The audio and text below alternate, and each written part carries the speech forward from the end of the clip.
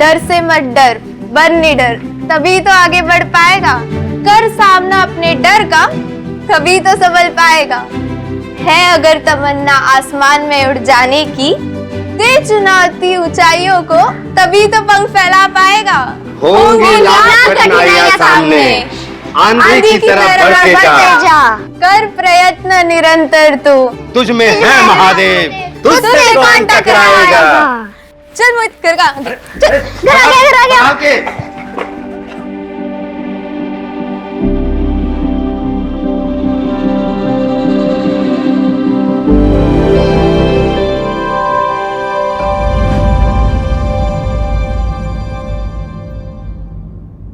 अरे बस करो सपना दीदी, आज हमारा बर्थडे है और आज ही के दिन तुम पढ़ के कौन सी बड़ी कलेक्टर बन जाओगी? कलेक्टर तो हम बन के रहेंगे, और देखना बच्चों, एक दिन हमारा नाम भी पेपर में छपेगा, ये मोटे मोटे अक्षरों में।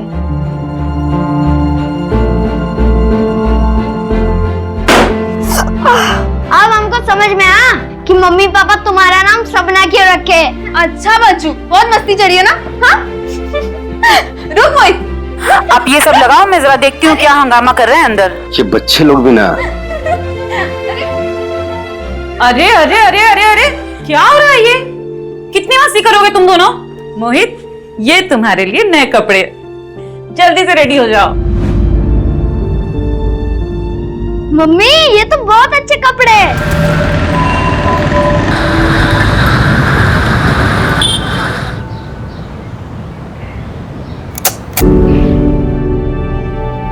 पार्थ, बेटा उठ जा, नाश्ता कर ले। अरे चप्पल क्यों नहीं पहना है आपने? अरे वो ये पहनिए, शॉक लग जाएगा। पार्थ उठ जा, स्कूल नहीं जाना तुझे?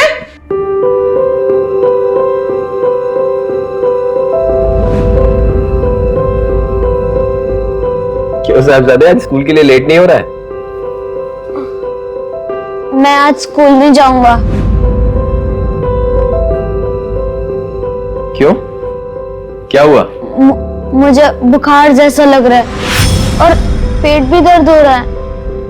क्या हुआ है? हाँ, ये लीजिए आपका टिफिन। क्या हुआ? हाँ बताओ। कुछ भी तो नहीं हुआ है ना? होमवर्क नहीं किया ना, इसलिए बहाने मार रहा है। चल नाश्ता कर ले और जल्दी से तैयार हो। चलो मीनू, मैं निकलता हूँ, बाय।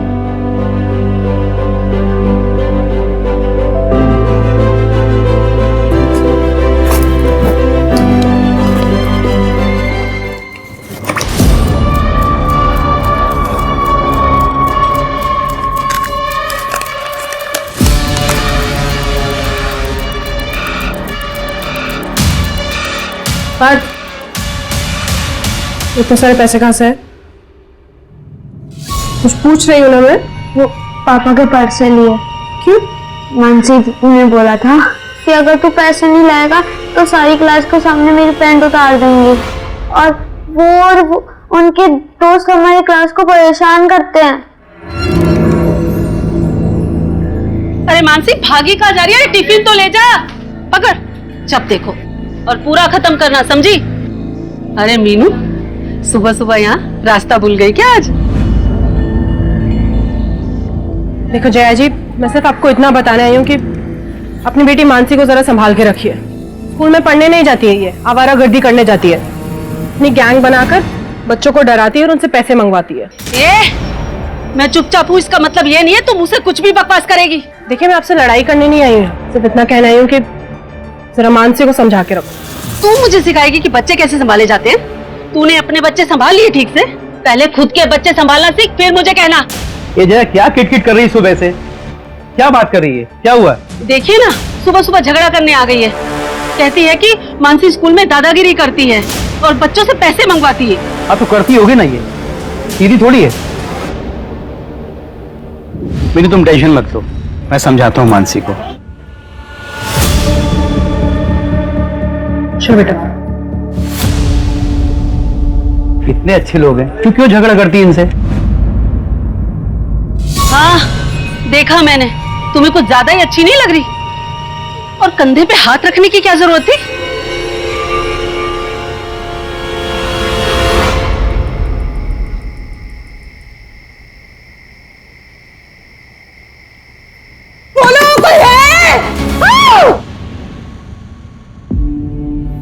मीनू, मीनू क्या हुआ? चलो पानी पियो, आराम से आराम से।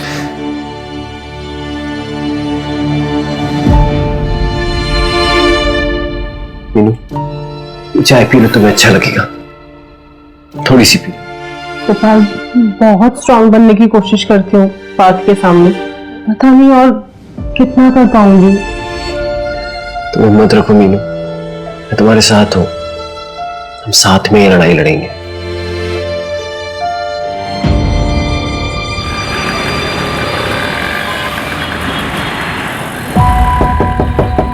एक कुर्ता सिलाना है। हाँ जी, आइए।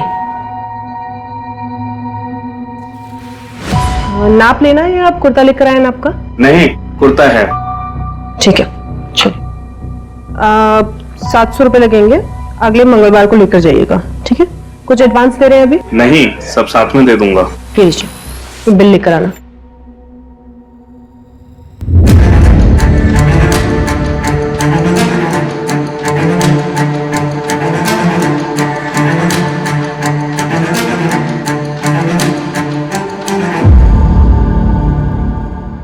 पंछी की सच्चाई जानना है, 1 लाख लगेंगे। अगर मंजूर हो तो परसों रात को 11:30 बजे इस पते पर आकर मिलो।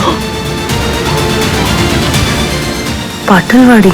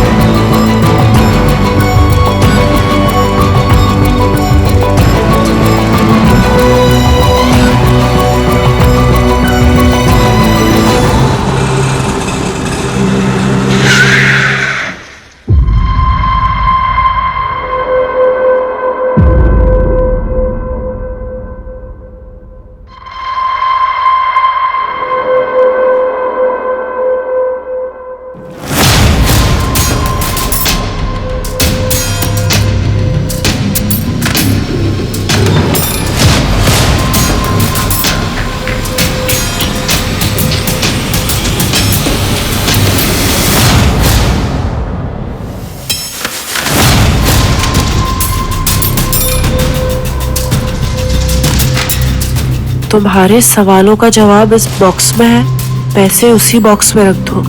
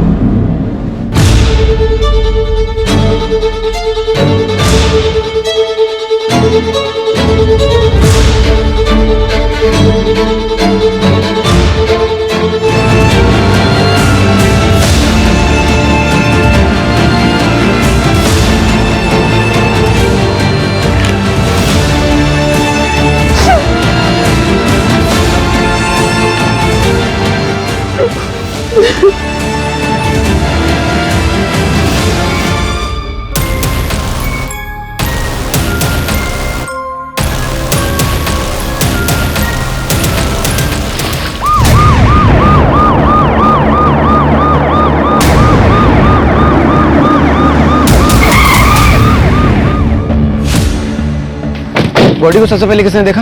एक गांव वाला पानी भरने आया था सर, उसी ने 100 नंबर पे फोन किया था। पीछे हटाओ लोग। मतलब मर्डर हो सकता है, लेकिन मुझे एक बात खटक रही है कि ये पूरा रेसिडेंशियल एरिया है। यहाँ पे आसानी से ना तो मर्डर हो सकता है और ना ही सुसाइड। एक काम करो, लोगों से पूछो किसी ने कुछ देखा हो या सुना हो। Okay sir.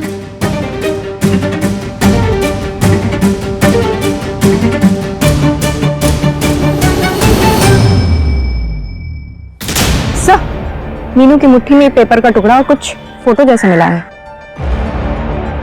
तो एविडेंस बैग में डालो। Okay sir. सर, बॉडी पर कोई ज्वेलरी नहीं मिली है, तो ये रॉबरी का केस भी हो सकता है। एक काम करो, जितने भी ज्वेलर्स हैं सबको इन्फॉर्म करो, बोलो बिना बिल के कोई भी ज्वेलरी बेचेगा तो हमें इन्फॉर्म करें। और ये मोहल्ले में देखो कहीं सीसीटीवी है तो फुटेज चेक करो। Okay sir. सूरज, मीनू के घर चलते।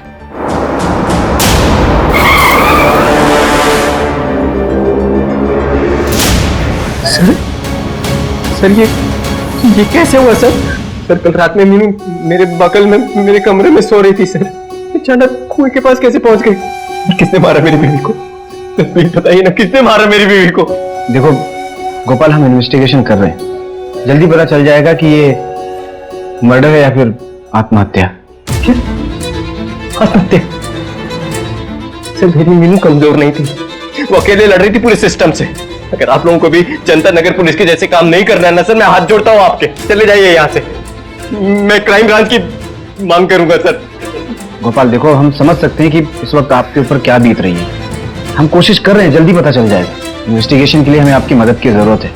क्या आप बता सकते हैं कि आखिरी बार आपने मीनू को कब देखा था? सर मैंने आपको भी बताया कि कल रात में वो मेरे बगल में मेरे कमरे में सो रही थी। करीब 10 साढ़े 10 के करीब जब मैं सोने गया तब वो ऑलरेडी सो चुकी थी।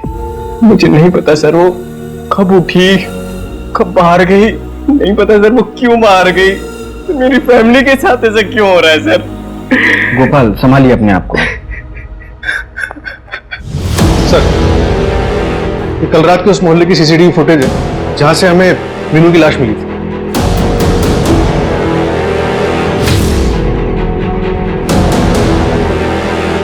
इसमें तो अकेले दिख रही है। एक काम करो, इस फुटेज के 3 घंटे पहले और 3 घंटे बाद का फुटेज चेक करो। Right sir. सर, ये सब इंस्पेक्टर मनीष गावड़े हैं, जनता नगर पुलिस स्टेशन से, जहां मीनू ने सुसाइड अटेम्प्ट किया था।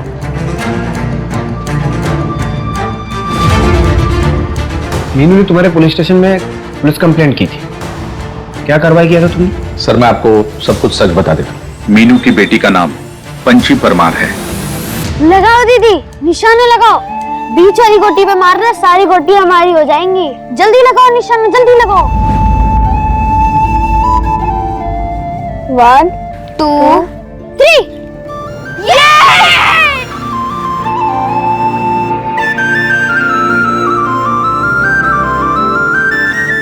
अरे, तुम दोनों को कितनी देर पहले बोला था ललिता आंटी के पास जाने को? अभी तक खेल रहे हो यहाँ पर? चलो अभी चलो जल्दी। चल रेसिंग लगाते हैं। मैं मार्केट जा रही हूँ, शाम तक लौटूंगी, ठीक है? 1 2 3। अरे आराम से।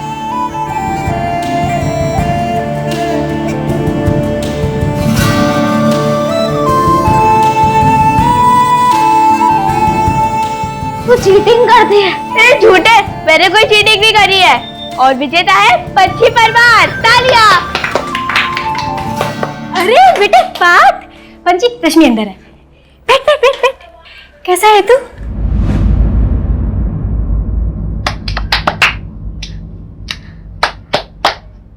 अरे रश्मि, ये कैसे चला तुझे? कुछ नहीं। ये तो जलने का निशान है।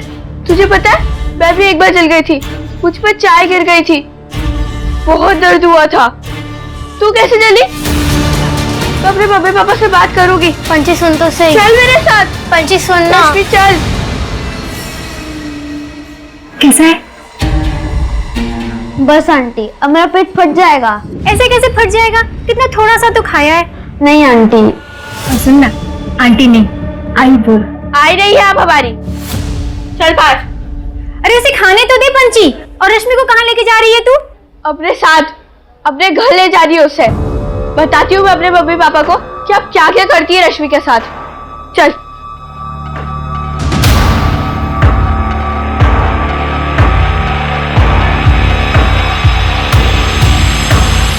हेलो।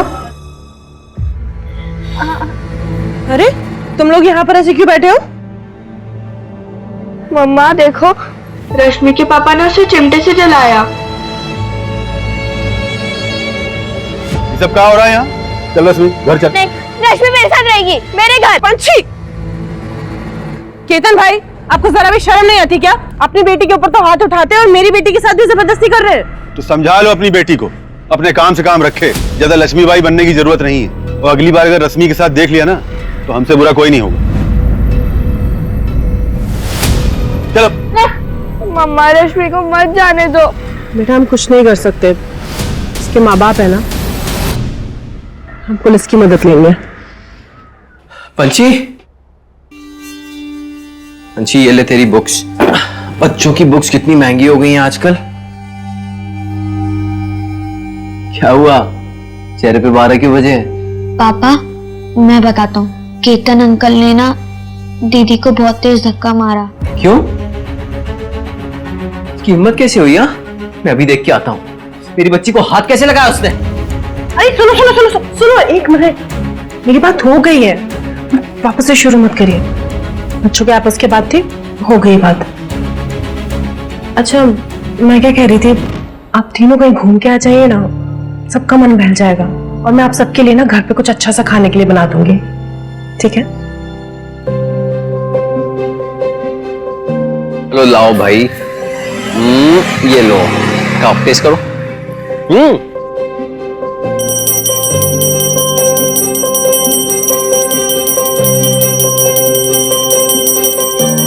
पापा पापा जल्दी 10 रुपए दो ना, वो बलून वाला चला जाएगा। अरे तुझे क्यों चाहिए बलून? मेरे लिए नहीं, मम्मी के लिए। आज देखो उनको कैसे डराती हूँ। अच्छा चल जा जा। Thank you.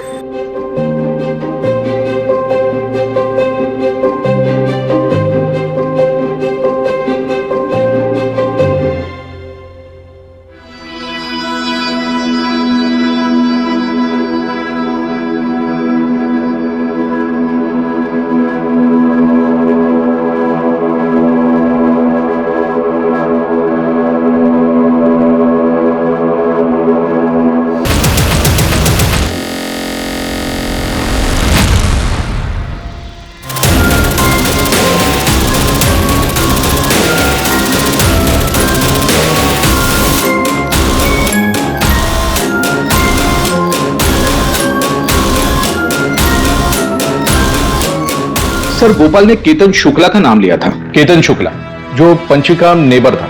सर हमने उससे भी पूछताछ की, लेकिन सर किडनैपिंग के वक्त वो नागपुर वाली ट्रेन में बैठा था। हमने पूरा जोर लगा दिया पंछी को ढूंढने में, अब नहीं मिले तो क्या करें? पूरा जोर लगाए होते तो पंछी अपने घर पर होते और मीनू तुम्हारे पुलिस स्टेशन के सामने सुसाइड अटेम्प्ट नहीं करती।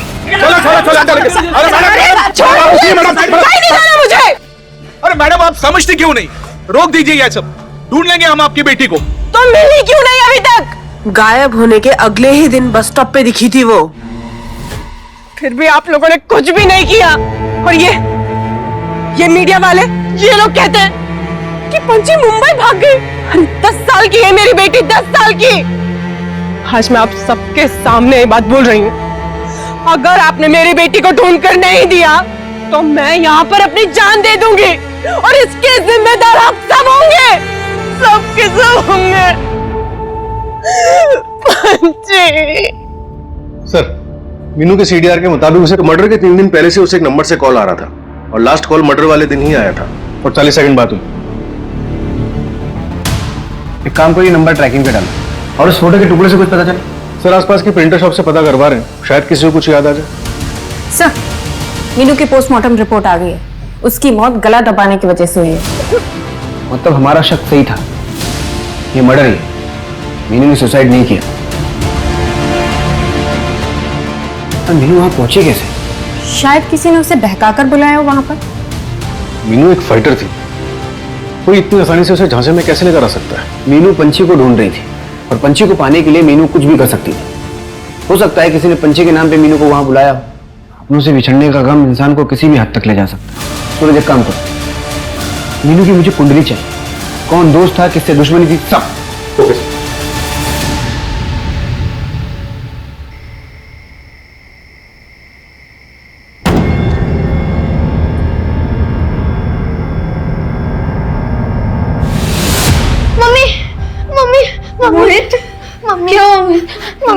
नहीं तू डर मत, तू सो जाएगा, सो जा। सो जा सो जा। मैं हूं ना, डर से मत डर, तभी तो आगे बढ़ पाएगा। कर सामना अपने डर का, तभी संभल पाएगा।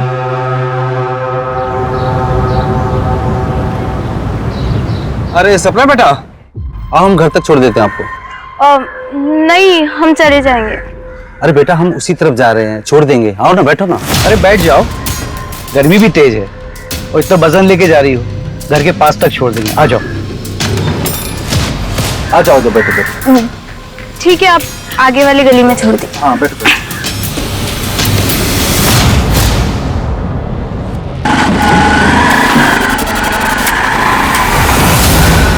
पिछले 20 दिन में मेरा हंसता खेलता परिवार बिखर गया।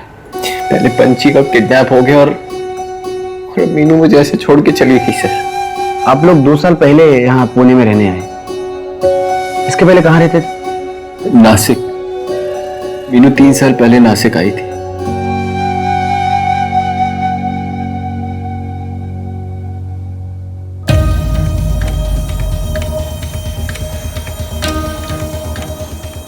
ये नौटंकी खत्म हो गई होगी ना?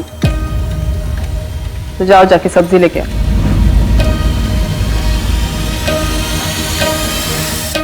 बैंगन कैसे दिया भैया? 30 का पाव। अरे नमस्ते मीनू जी, कैसी हैं आप? अच्छी हूँ मैं। विभा भाभी कैसी है? बस गुस्से में, और कैसी होंगी। भैया 1 किलो टमाटर पैक कर देना है, मैं आता हूँ। 1 मिनट, आपके पैर में मोच चाहिए क्या? हाँ वो थोड़ा। एक काम करना, सरसों के तेल को गर्म करके लगा लेना, दर्द चला जाएगा। जी भैया दे दीजिए।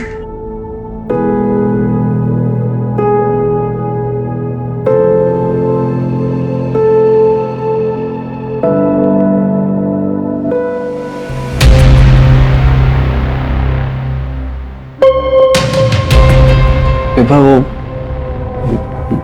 मोच हो गई थी तो सरसों का तेल लगाने से थोड़ा आराम।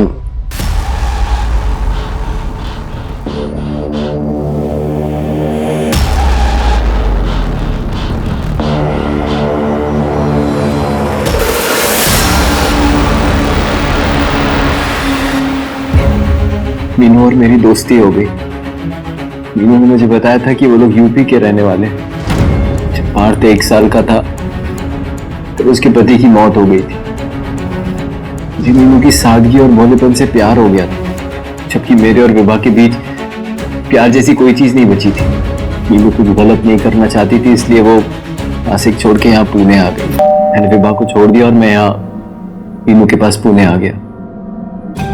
अनजान होने के बावजूद भी मीनू ने मेरी परवाह की, मेरा ख्याल रखा, जो कि मेरी पत्नी ने कभी नहीं रखा था।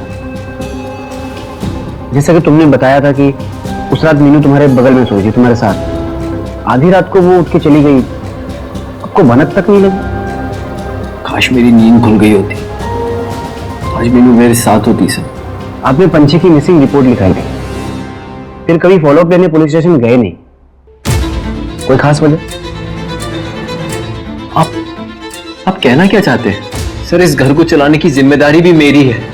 सर जब मीनू वहां पुलिस स्टेशन के चक्कर काटती थी, मैं यहाँ घर पे रह के पार्क का ख्याल रखता था। मुझे पता है सर कि आप ये सवाल मुझसे इसलिए पूछ रहे हैं क्योंकि मैं मीनू का दूसरा पति हूँ और पंची का सौतेला बाप। तो कहीं मैंने ही तो उनके साथ कुछ नहीं कर दिया? सर हर सौतेला बाप और दूसरा पति गलत नहीं होता सर।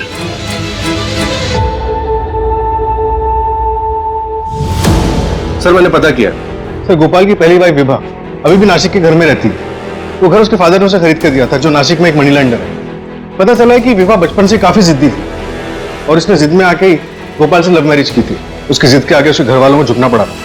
बाप मनी लेंडर था, मतलब अलग अलग किस्म के लोगों के साथ उठना बैठना होगा। पता करो किसी हिस्ट्री शीटर के साथ कोई कनेक्शन था। और ये मीनू, उसके बारे में नासिक से कुछ पता चले? सर मीनू ने जो घर रेंट पर लिया था वहां पे कोई डॉक्यूमेंट्स नहीं दिए थे, सिर्फ हैवी डिपॉजिट दिया था 5 लाख कैश। 5 लाख? हाँ सर। उस वक्त मीनू के पास 5 लाख रुपए आया कहाँ? काम करो, मीनू का बैंक डिटेल्स निकालो। सर पता चला है कुछ दिनों पहले मीनू ने खुद अपनी ज्वेलरीज बेची है 1 लाख में। मीनू को अचानक इतने पैसों की जरूरत क्यों पड़ी?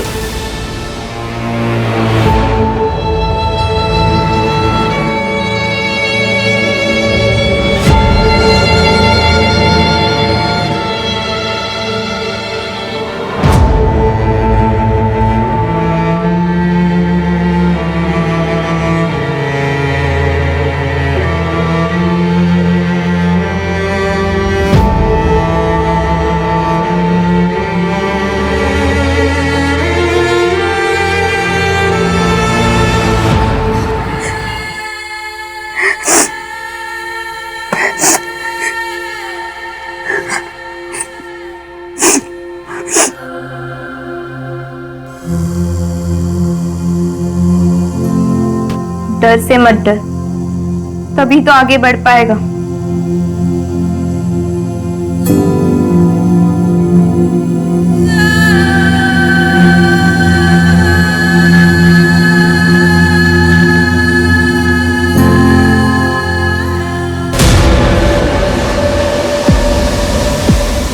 सपना दीदी,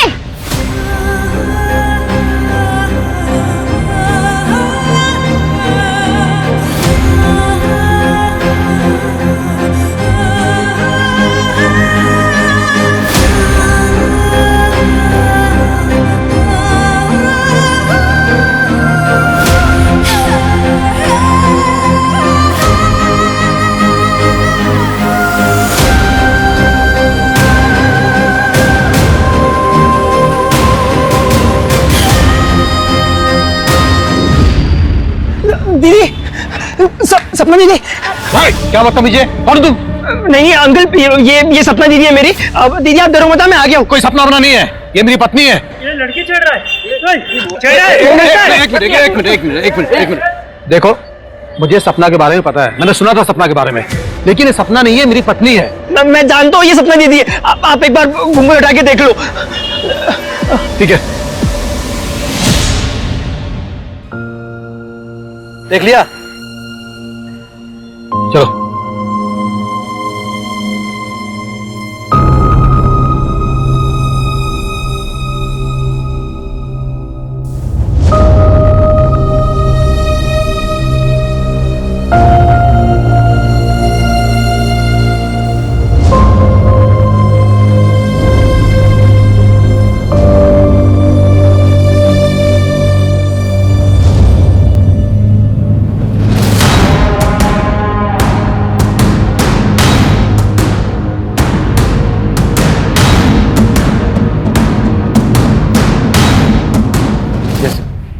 जेंस, जिस नंबर से मीनू को कॉल आ रहे थे, फिलहाल उस पर कोई आंसर नहीं कर रहा। नंबर कानपुर का और फिलहाल उसका लोकेशन पिंपरी के एक लॉज की दिखा रहा है।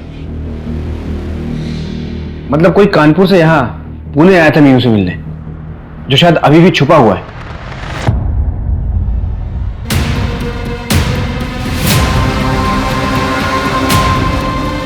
ये रूम है सर।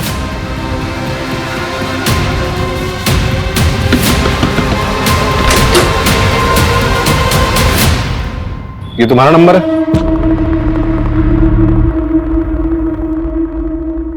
फोन क्यों नहीं उठा रहे थे? मीनू परमार को तुम कैसे जानते हो? सर, मीनू हमारी बहन है। हमारे गांव से 13 साल पहले किडनैप हो गई थी। सपना दीदी,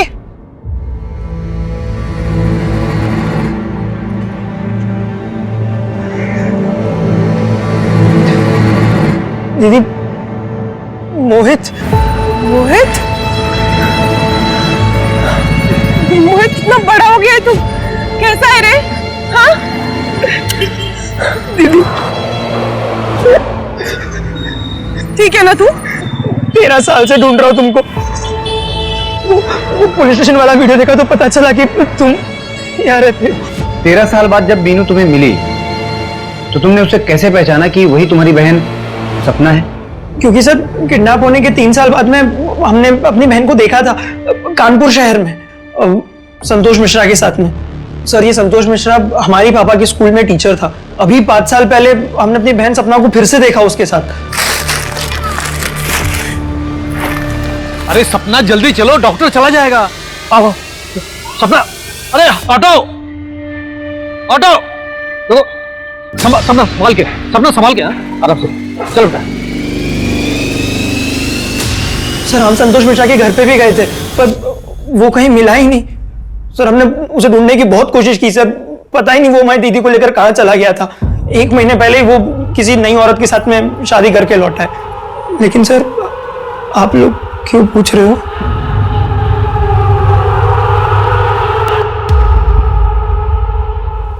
तीन दिन पहले हमें मीनू की लाश मिली है।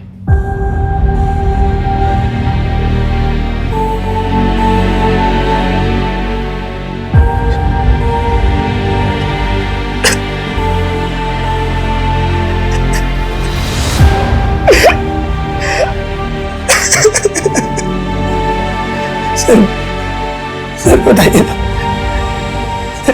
किसने मारा मेरी बहन को? हम इन्वेस्टिगेट कर रहे हैं। और तुम यहाँ लॉज भी क्यों रुके हो? तुम अपनी बहन के साथ भी तो रुक सकते थे। और उस गोपाल को तुम्हारे बारे में बिल्कुल कुछ भी नहीं पता। ऐसा क्यों? मोहित अब हम सपना नहीं मीनू है। हमारे बच्चे हैं, हमारे पति हैं, वही सब हमारी दुनिया है। दीदी कैसी बातें कर रही हो? क्राइम हुआ है आपके साथ। क्राइम हुआ नहीं है, क्राइम हुआ था। जब हम दोबारा प्रेग्नेंट हुए तो हमें सुनने में आया कि वो हमारा सौदा करना चाहता है किसी के साथ, तो हम अपनी बेटी को लेकर वहां से भाग गए। दीदी आप नहीं समझ रहे, दीदी आपके साथ जबरदस्ती की गई है आपकी मर्जी के बगैर। और जिसे आप अपना बच्चा समझ रहे हो वो आपका बच्चा है भी नहीं। बकवास मत कर, ठीक है? और लौट जाओ कानपुर वापस। ये तुम बोल रहे हो ना, मेरे परिवार के लिए बोल रहे हो। और गोपाल मेरा और मेरे बच्चों का बहुत ख्याल रखता है। मेरी जिंदगी सुधर गई है अब। हम नहीं चाहते कि उसमें कोई भी दखल अंदाजी करे। दीदी कोई भी, जाओ मोहित। दीदी अब मैं कोई भी हो गया। 13 साल तक जिस बहन को तुम ढूंढते रहे और जब वो मिली तो उसने तुम्हें धुतकार दिया।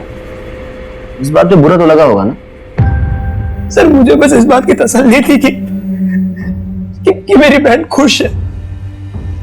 सर इस लॉज में तो मैं इस उम्मीद से रुक गया था कि शायद वो मिलने आ जाए।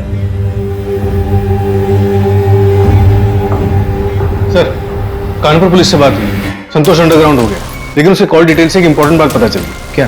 सर पंची की किडनैपिंग से 1 हफ्ते पहले उसे पुणे से एक कॉल गया था। किसने कॉल किया? हेलो, अपनी बीवी मीनू की तलाश कर रहे हो? ये छोड़ दिए। कौन मीनू? पंची, अपनी बेटी को तो पहचानते हो? कौन बोल रहा है? कहाँ सपना? यही पूना में रहती। साहब हम लोग भी कानपुर से हैं, इसलिए वहां आना जाना लगा रहता है। संतोष को भी जानते हैं, उसी के साथ तो देखे थे मीनू को, लेकिन मीनू हम लोग को नहीं जानती। और हमने भी संतोष को पहले कुछ नहीं बताया था, लेकिन सर जब हमें लगा कि मीनू पार्थ को हमारे घर नहीं आने देगी, तब सर हमने संतोष को कॉल करके सब बता दिया। क्यों? क्योंकि हम चाहते थे कि संतोष यहाँ आए और मीनू को लगे कि बच्चे उसके साथ सेफ नहीं है और वो पार्थ को हमें दे दे। ये देखिए, ये हेलमेट वाला बंदा, दोनों जगह सेम है। और ये एक बाइक देखिए सर, रजिस्ट्रेशन नंबर तो नहीं दिख रहा है, लेकिन इस बाइक के मेक और मॉडल वाले एरिया में सभी ओनर से पूछताछ शुरू कर दी है। अब हमें ये पता लगाना है कि मीनू उस रात वहां किससे मिलने गई थी, और साथ ही ये भी पता लगाना है कि पंची इस वक्त कहाँ है।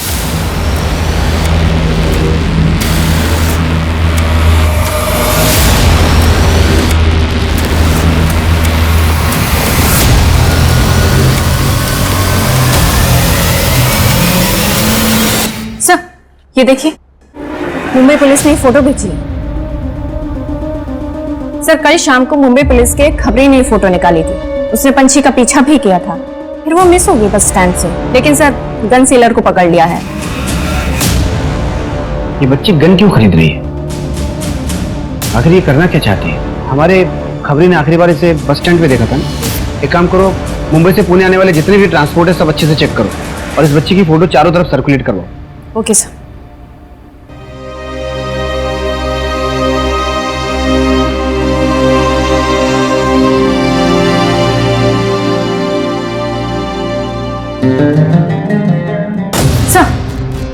जो बाइक मीनू और पंछी के क्राइम सीन के पास दिखी थी वो हिंजेवाड़ी में देखी गई है। हिंजेवाड़ी?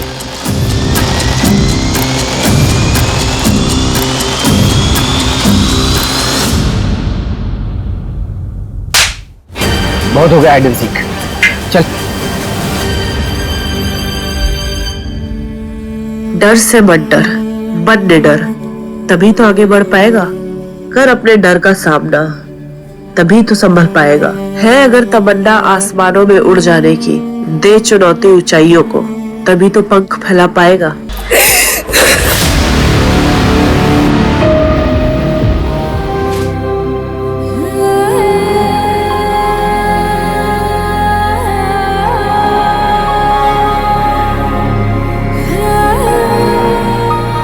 ऐसा कैसे कर सकते हो तुम?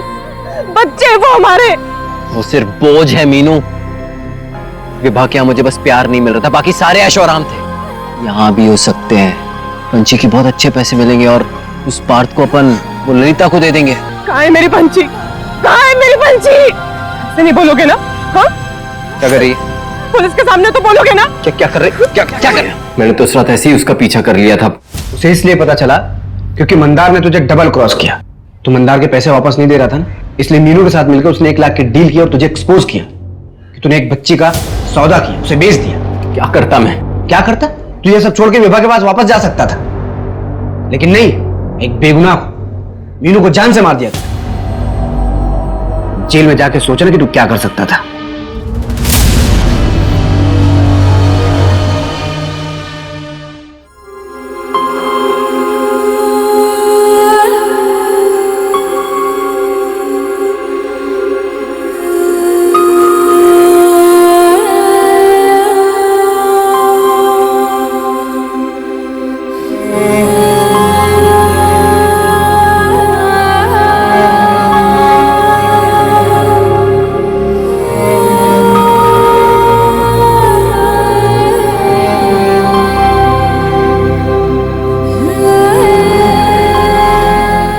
क्राइम पेट्रोल्स के और भी दिलचस्प कहानी देखने के लिए हमारे चैनल को सब्सक्राइब करें और बेल आइकॉन दबाना न भूलें।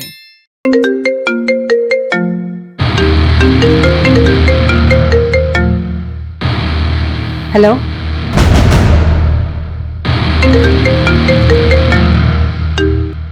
हेलो, बोला ना आ रही हूँ, रास्ते में हूँ।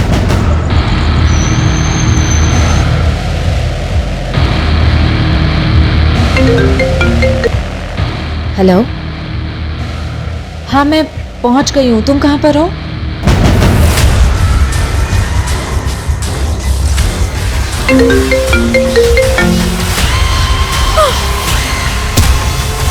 चार फोन कॉल्स और मर्डर।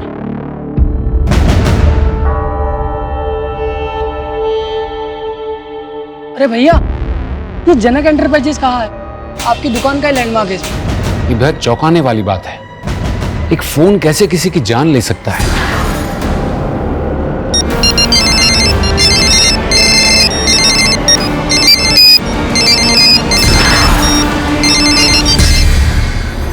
ये इन्वेस्टर ना मेरे लिए बहुत बड़ा सरदर्द है।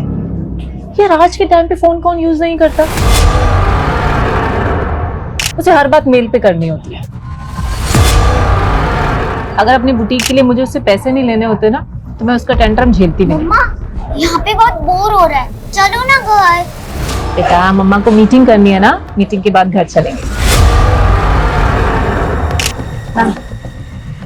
नमस्ते, कैसे हैं आप? मैं अच्छा हूँ, आप कैसे हैं? बिल्कुल ठीक है। क्या बात है लीना जी, आप तो टाइम से पहले आ गई। क्यों मजाक कर रहे हैं, आप लेट आए हैं। लेकिन मैंने दूसरा मेल भी किया था, उसमें 3:30 बजे का टाइम लिखा था। ओह आई एम सॉरी, मैंने चेक ही नहीं किया। अच्छा एक बात पूछूं? हाँ?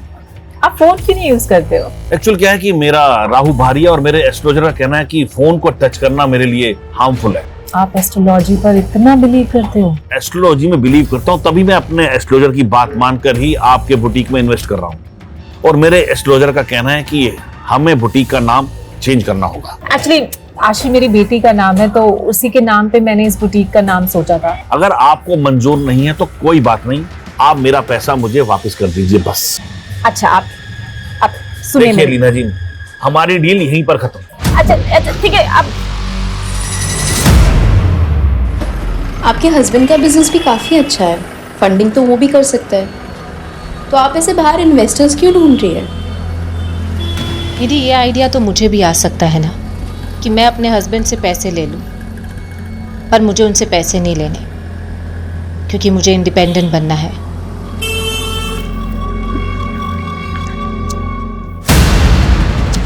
Oh my God! ध्यान से ना, उसके पैर पे कांच लग गए। ये सब किसने किया है? लीना, तुम्हारा ना अकेलापन देखकर कोई भी फायदा उठा लेता है। तुमको प्रोटेक्शन की जरूरत है। क्या मतलब? देखो लीना, मेरे पापा ना मुझे दुकान में बैठाना चाहते हैं और मैं करना चाहता हूँ बिजनेस। तुम मुझे अपना पार्टनर बना दो। अच्छा, हाँ, प्रोटेक्ट भी करूंगा। मेरे घर की तोड़फोड़ करके अब तू मसीहा बनने चला है। देखिए, एक पुलिस कंप्लेन करूंगी ना, सारी सिक्योरिटी धरी की धरी रह जाएगी तेरी, समझा? चल निकल यहाँ से।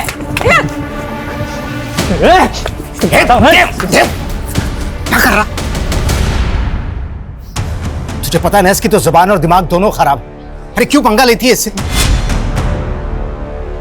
दिमाग खराब है इसका, दिमाग खराब है। देखो मेरे घर की क्या हालत कर दी है इसने। देव, ये सब तूने किया है? अरे मैंने थोड़ी किया ये, और तुम मुझे मत मत मत करो। तूने मेरी इंसल्ट की है ना, अब तो देख सिमी से हाल करूंगा तेरा मैं। धमकी दे रहा है? हाँ, धमकी दे रहा हूँ। देखो, और कह रहे हो दिमाग से पैदल आइए। देख लीना, उसकी तरफ से मैं हाथ जोड़ के माफी मांगता हूँ। अगर तू उसकी कंप्लेंट कर देगी तो उसकी लाइफ खराब हो जाएगी। प्लीज, आगे से कुछ नहीं होगा ऐसा।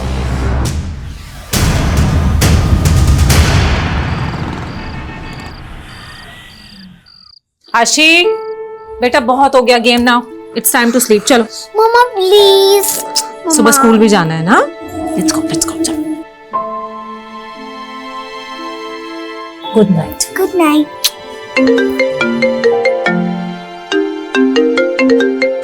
अब फुर्सत मिली है तुम्हें? हाँ, मैं थोड़ा बिजी था, और ये मैं क्या सुन रहा हूँ, घर पर किसी ने तोड़ फोड़ की है। तुम्हें किसने बताया? पॉइंट ये नहीं है, पॉइंट ये है कि ये बात तुमने मुझे बताई क्यों नहीं? मैंने सेटल कर लिया हरीश, अब सब ठीक है। क्या सेटल कर लिया? पुलिस को कंप्लेन किया या नहीं? पुलिस में कंप्लेन करने की क्या जरूरत है? फालतू में मैटर बढ़ जाएगा, और वैसे भी कुछ दिनों के बाद तो हम तुम्हारे साथ ही शिफ्ट होने वाले हैं। बस एक बार नोएडा वाला बुटीक ओपन हो जाए। और हाँ यार, तुम लोग जल्दी आ जाओ, तुम्हारे हाथ के खाने को बहुत मिस कर रहा हूँ मैं। अच्छा, सिर्फ खाना मिस करते हो? हाँ नहीं नहीं, तुम दोनों को भी बहुत मिस करता हूँ। अच्छा एक सेकंड लीना, एक फोन आ रहा है, ठीक है मैं करता हूँ तुम्हें phone. Bye.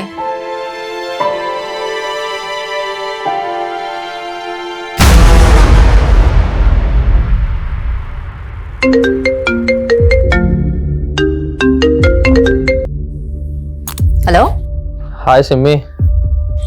Sorry, wrong number. भाव मत खा सिमी, भाव बता अपना। दिमाग खराब है तेरा? बोला ना रॉन्ग नंबर। इडियट। क्या हुआ? I don't know.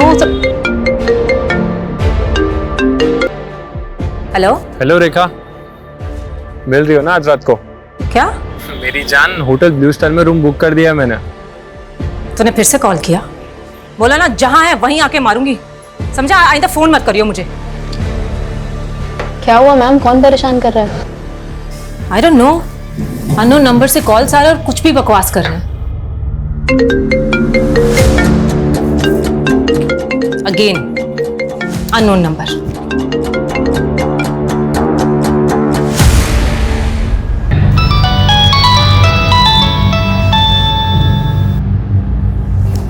Hello. Hello Harish sir, मैं निधि बोल रही हूँ। लीना मैम आपके साथ है क्या? कैसी बात कर रही हो तुम? लीना मेरे साथ कैसे होगी? मैं तो नोएडा में हूँ। एक्चुअली सर, कल रात को लीना मैम आशी को लेकर मेरे घर आई थी एंड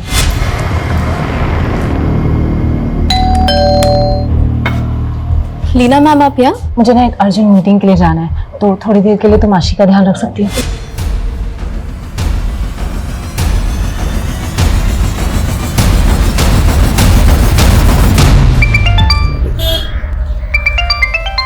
हेलो सागर भाई, आपके घर का डोरबेल खराब है क्या? कोई दरवाजा ही नहीं खोल रहा है। आप मेरे घर के बाहर हैं क्या? अरे भाई, आपने ही तो बुलाया था घर देखने के लिए। आप वहीं रुकिए, मैं आता हूं।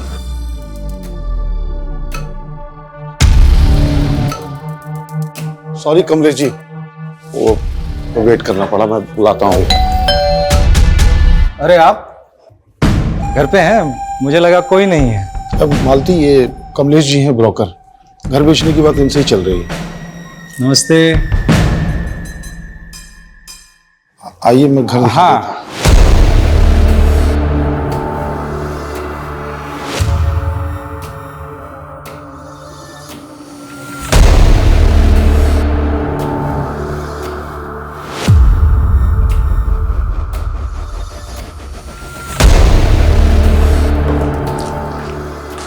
अरे मालती, चाय बना लो। आइए। अरे चाय अभी नहीं पियेंगे, रहने दीजिए। तो सागर भाई, क्या डिमांड है? कुछ सोचा है आपने? मार्केट के हिसाब से 50 लाख तो होना ही चाहिए। सागर भाई, वो बात नहीं रही मार्केट में, बहुत डाउन है। 50 लाख कोई नहीं देगा आपके घर का। बहुत ट्राई करूंगा 35 लाख तक। आप बताइए, मगर अगर पार्टी लाया तो थोड़ा कम कर लेंगे ना? हाँ, आप पार्टी लाइए, देखते हैं कुछ। हाँ, सोचिएगा। ठीक है भाभी जी, फिर कभी चाय पीने आएंगे। हाँ, चलिए। देखिए आप। हाँ हाँ, एक प्लीज। सुनिए, घर बेचे बिना कुछ हो नहीं सकता क्या? नहीं मालती, हमारे पास और कोई चारा नहीं है। पीयूष के इलाज में कम से कम 20 लाख रुपए तो लगना ही है। घर बेचना पड़ेगा। मुझे ब्रोकर ठीक नहीं लग रहा। क्यों? क्या हुआ? ये वही है जो मार्केट में मुझे घूरता रहता है। इसे दरवाजे पर देख के मैं बहुत घबरा गई थी।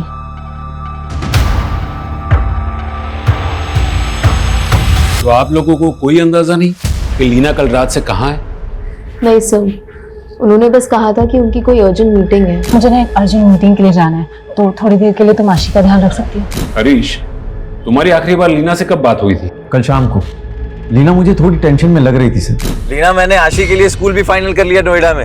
अब तुम लोग फटाफट आ जाओ।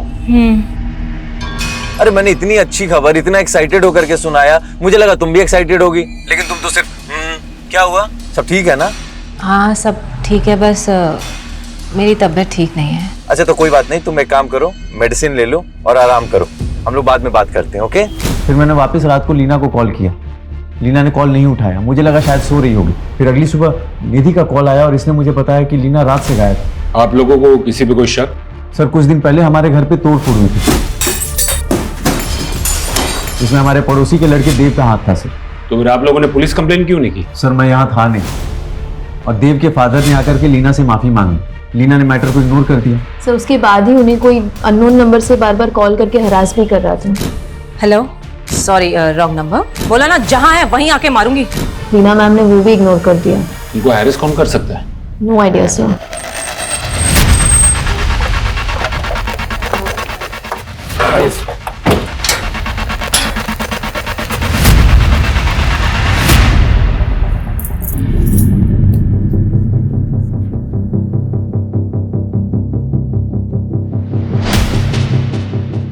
सुमित, आस पड़ोस के लोगों से पूछताछ करो। जी सर। और ये देव कहाँ रहता है? सर, यही बगल वाले घर में रहता है। सर, लीना को कोई गलतफहमी हो गई थी सर। मेरे बेटे ने उसके घर पर कोई तोड़फोड़ नहीं की। हाँ साहब, मैंने कोई तोड़फोड़ नहीं करी, किसी और ने की थी, मैंने देखा था।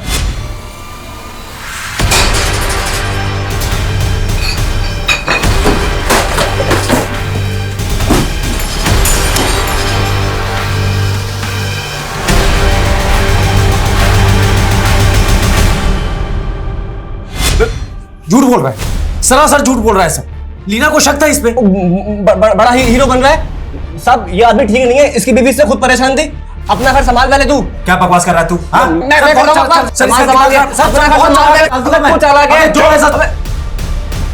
सर, मैं सच कह रहा हूँ सर, मेरे बेटे ने कुछ नहीं किया सर। देखो, तुम दोनों बिना हमें पूछे ये शहर छोड़कर मत जाओ। तुम दोनों पर नजर है हमारी।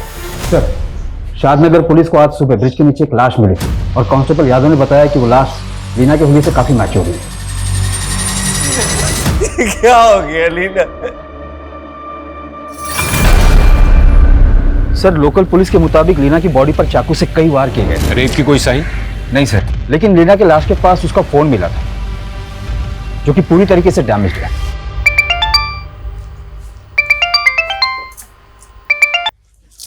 हेलो, मालती जी नमस्कार, मैं ब्रोकर कमलेश आपके घर के बाहर ही खड़ा था। देखिए आप मेरे पति से बात कीजिए, यहाँ के मुझे कॉल करने की जरूरत नहीं है।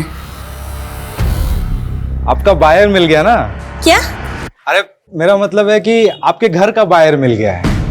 जरा दरवाजा खोलिए ना, बायर को घर दिखा देते हैं, फिर को बाकी की बातें आपके पति से कर लेंगे। देखिए मेरे हस्बैंड घर पे नहीं है, आप उन्हें कॉल करके आना, और मुझे कॉल करने की कोई जरूरत नहीं है।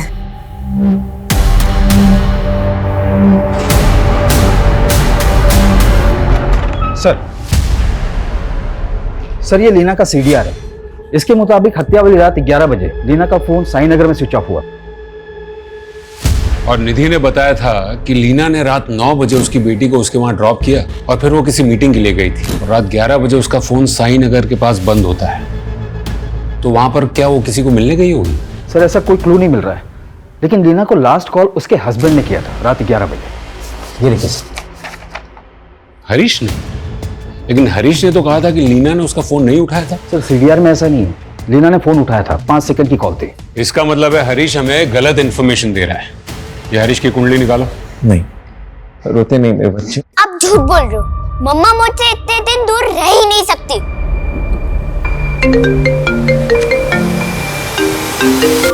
और निधि कह रही थी कि लीना को कोई अलग अलग नंबर से कॉल करके परेशान कर रहा है। उन नंबर्स का कुछ पता चला? सर लीना के सीडीआर में तो कई नंबर्स हैं, मैं उन सबको इन्वेस्टिगेट करता हूँ। लेकिन सर लीना के मर्डर से पहले उसके हस्बैंड ने कॉल किया था और उससे भी पहले 2 और फोन कॉल्स आए थे लीना को। हेलो, हाँ मैं पहुंच गई हूँ, तुम कहाँ पर हो? कौन है ये दोनों जिन्होंने लीना को कॉल्स किए?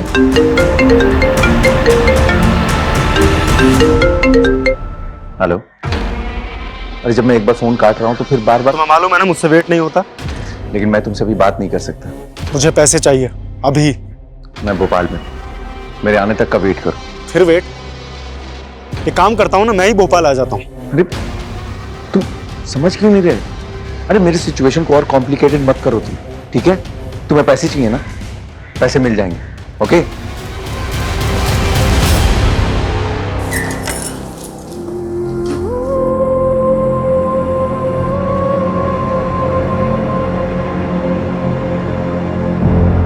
मेरा ट्रीटमेंट कब खत्म होगा पापा? मुझे नेशनल लेवल पे फुटबॉल खेलना है। तुम बहुत जल्दी ठीक हो जाओगे, फिर खूब खेलना। अभी डॉक्टर साहब ने मना किया है ना, तो रेस्ट करो। अभी आते हैं पापा। हैं?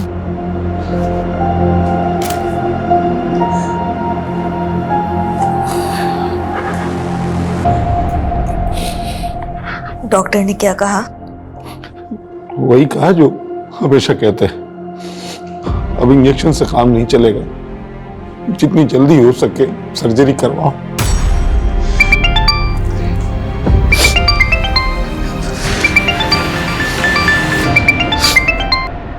हाँ कमलेश जी, अभी आपको ही याद कर रहा था मैं। एक बात बताइए, जब आपको घर बेचना ही नहीं था तो मेरा टाइम क्यों वेस्ट किया? क्या बोल रहे हैं कमलेश भाई? पता नहीं है आपको? एक लेनदार को लेके आपके घर गया था, पूछिए आपकी बीवी से। उन्होंने दरवाजा तो खोला नहीं, मेरी इंसल्ट की वो अलग। वो पार्टी तो गई, पूरे 35 लाख रुपए देने के लिए रेडी थी। कमलेश भाई 35 में ही बेचूंगा क्या मैं बस? अरे सागर भाई, सपनों की दुनिया में जी रहे हो क्या आप?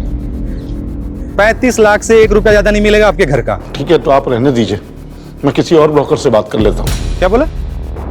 कोई और ब्रोकर? मेरे छोड़े हुए सौदे पे ना कोई दूसरा ब्रोकर हाथ भी नहीं डालता है। तू समझता क्या अपने आप को?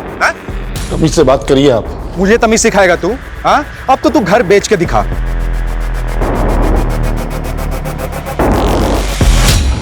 हरीश, लीना के फोन पर आखिरी कॉल तुम्हारे नंबर से हुई थी, फिर हमसे झूठ क्यों कहा कि बात नहीं हुई थी? झूठ? ये क्या बोल रहे हैं आप? सुमित, ये लीना की कॉल रिकॉर्ड तो ये साफ बता रहा है कि लीना ने तुम्हारा कॉल उठाया था। 5 सेकंड में क्या बात होती है सर? हो सकता है गलती से लग गया हो और उसने पिक कर लिया। उस दिन तूने लीना को फोन किया था, उससे पहले 3 और लोगों का फोन आया था। हेलो, बोला ना आ रही हूँ, रास्ते में हूँ। हाँ मैं पहुंच गई हूँ, तुम कहाँ पर हो? ये पुरुषोत्तम, ये अजमल और ये सुनील, इनमें से किसी को जानता है? सर ये पुरुषोत्तम है, ये हमारा लैंडलॉर्ड है और कुछ दिन पहले ये लीना को फोर्स कर रहा था घर खाली करने के लिए। सर, मैंने लीना शर्मा से सिर्फ अपना घर खाली करने के लिए कहा था। देखो लीना, मेरा घर है, मैं कभी भी खाली करवा सकता हूँ। पुरुषोत्तम जी, ऊंची आवाज करने से एग्रीमेंट बदल नहीं जाएगा। वैसे भी एग्रीमेंट में 3 महीने बाकी हैं और 3 महीने के बाद मैं अपने हस्बैंड के साथ शिफ्ट होने वाली हूँ। मुझे मेरा घर 15 दिन में खाली चाहिए। ये क्या क्या चल रहा है पुरुषोत्तम जी? यहाँ ये कह रहे 15 दिन में घर खाली करो। करना ही पड़ेगा। पहले मैं घर खाली नहीं करने वाली, 3 महीने के बाद ही खाली करूंगी। पुरुषोत्तम दीक्षित, ये तुम्हारे कॉल रिकॉर्ड्स, और इस कॉल रिकॉर्ड से सोनू सिंह का नंबर मिला है और उसी से तूने लीना का मर्डर करवाया ना? नहीं नहीं सर, लीना के मर्डर के बाद से ही सोनू गायब है। देख सच बोल, वरना उल्टा करके तोड़ूंगा। सर मैंने मर्डर नहीं करवाया है। मैंने सोनू को लीना के घर पर पत्थर वगैरह फेंकने के लिए कहा था ताकि वो डर जाए और घर खाली कर दे। और जब वो डरी नहीं तो उसे बुरी तरह से मरवा दिए। नहीं सर, मैंने सोनू को मर्डर करने के लिए नहीं कहा। सोनू कहाँ है? मुझे नहीं पता सर। जब तक ये सच नहीं बोलता तब तक इसे यहाँ बिठा कर रखो। लीना के सीडीआर में हमें इनके नंबर्स मिले हैं। पॉसिबल है कि इनमें से कोई लीना को फोन करके परेशान कर रहा था। तुम्हें इनमें से किसी पर डाउट है?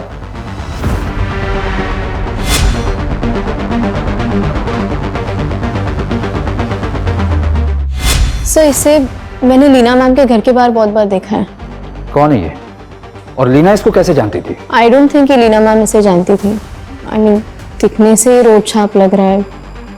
शायद लीना मैम को बस नहीं जानता तो उसके घर के आसपास मंडराता क्यों था? उसको इतने सारे कॉल्स क्यों करता था? जिस शाम को लीना का मर्डर हुआ उस शाम को भी तूने उसको फोन किया था। ये तेरे कॉल रिकॉर्ड्स। 876। सर, ये लीना का नंबर नहीं है, ये तो रेखा का नंबर है। रेखा? हाँ सर, मेरे दोस्त ने मुझे ये रेखा का नंबर दिया था और उसका एड्रेस भी, और बोला था वो। क्या नया झूठ सोच रहा है? नहीं सर, वो उसने बोला था मुझे कि वो चालू आइटम है। कौन दोस्त?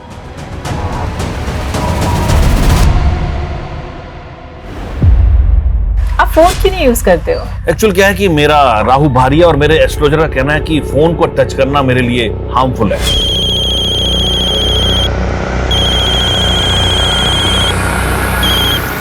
हेलो बेटा, अब कैसी तबीयत है आपकी? पापा, मैंने ना एक सपना देखा। अच्छा, क्या देखा बेटा? मैंने सपने में देखा कि मैं नेशनल टीम में सिलेक्ट हो गया और आप मुझे अपने कंधे पे बैठा के सेलिब्रेट कर रहे हो। मेरे फ्रेंड्स, नेबर्स सब मेरे लिए चीयर कर रहे हैं। तुम्हारा सपना जरूर पूरा होगा बेटा। लेकिन पापा, अगर मेरा सपना पूरा हुआ तो मैं मर जाऊंगा। क्या बोल रहे हो बेटा? ऐसे नहीं बोलते। मेरे सपने में ऐसा ही हुआ। जब सब मेरे लिए चीयर कर रहे थे तो मुझे अटैक आया और मैं। ऐसा नहीं बोलते बेटा, तुम्हें कुछ नहीं होगा। मुझे घर बेचना पड़े, अपने आप को बेचना पड़े, तुम्हारी सर्जरी करवाऊंगा। तुम्हें नेशनल टीम के लिए खेलना है। तुम्हें देश के लिए अपने पेरेंट्स का नाम रोशन।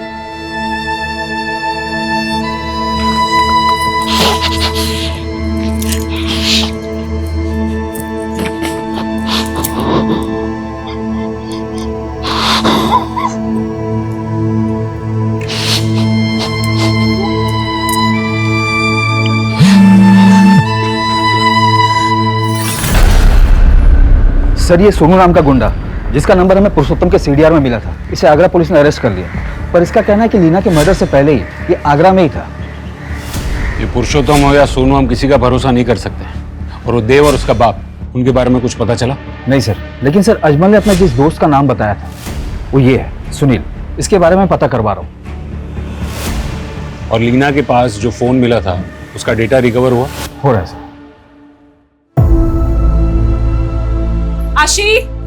आशी, देखो, तंग मत करो मम्मा को। आशी, मैं पिटाई करूंगी आपकी। आशी, मम्मा, आपको चोट लगी? पकड़ लिया।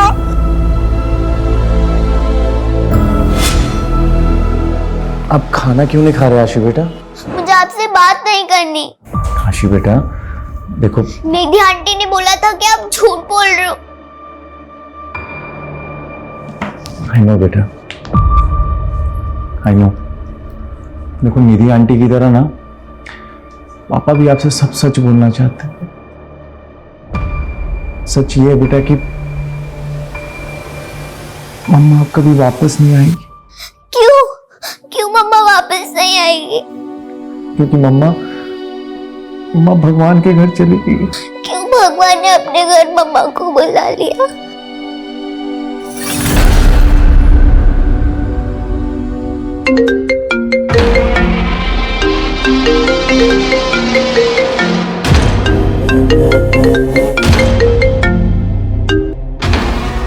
ये हरीश ने तो फोन उठाना ही बंद कर दिया है, ना पैसा दे रहा है ना मुलाकात। इसके तो ये अजमल, यही वो सुनील है ना जिसने तुझे लीना का नंबर और एड्रेस दिया था? हाँ सर। तूने लीना की सुपारी अजमल को ये कहकर दी कि वो रेखा है? नहीं सर, मैंने कोई सुपारी नहीं ली। मैंने भी कोई सुपारी नहीं दी सर। लेकिन मुझे तो फंसा दिया ना, ये कह के वो रेखा है, पर सर तो कह रहे कि वो लीना है। लीना? सर उसने तो मुझे सिम्मी कहा था। क्या लगा रखा है तुम दोनों ने? सर बताता हूँ सर, दरअसल वो नंबर मुझे मेरे फ्रेंड ने दिया था सर, ये क्या करके ये उसके आइटम का नंबर है सिम्मी का। कौन है वो? बोलो।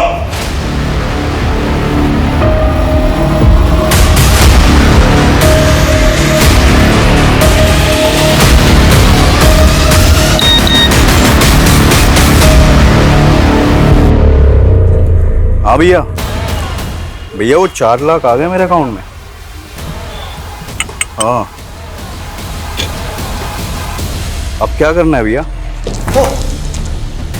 देव सिंह, तो ये दोनों तेरे पंटर हैं।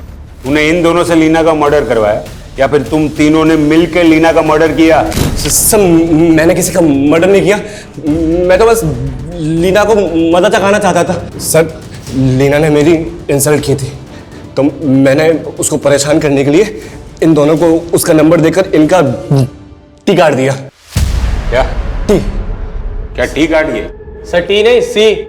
सर इसकी जुबान खराब है, ये सी को टी बोलता है। इसने तुम्हारा सी काट दिया या तुम तीनों ने मिलकर लीना को काट दिया? सर गीता पे हाथ रखवा लो, मजाक कर सकता हूँ, मर्डर नहीं। सुमित, अगर ये तीनों सच नहीं उगलते हैं तो इनका टी और सी क्या, A to Z सब काट डालो।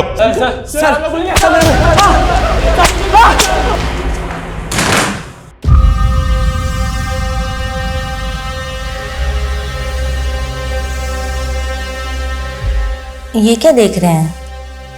मेरी पॉलिसी है 1 करोड़ की। मतलब?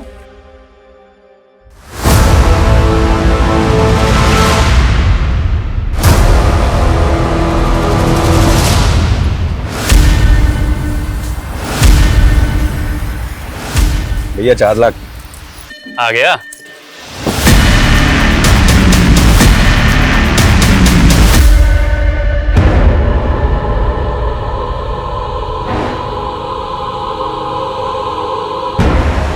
मैंने सपने में देखा कि मैं नेशनल टीम में सिलेक्ट हो गया और आप मुझे अपने कंधे पे बैठा के सेलिब्रेट कर रहे हो।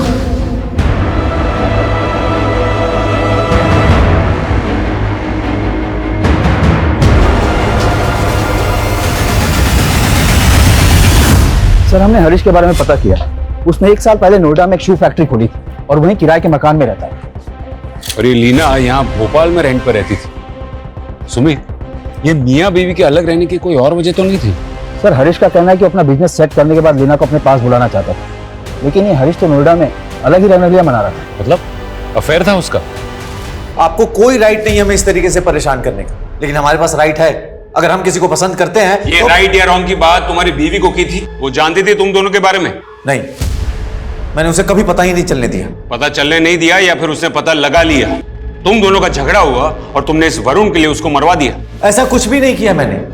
मैं अपनी बीवी लीना से भी प्यार करता था, मेरी बेटी है। तू लीना से प्यार करता था, लेकिन ये वरुण, तुझे तो लीना से जेलसी होगी ना? मुझे इससे कोई इशू नहीं था, मैं तो बस इसका पेड पार्टनर था। Paid partner? हाँ, ये मुझे पैसे देता था। I am his choice. मुझे इसके मैरिड लाइफ से कोई मतलब नहीं था।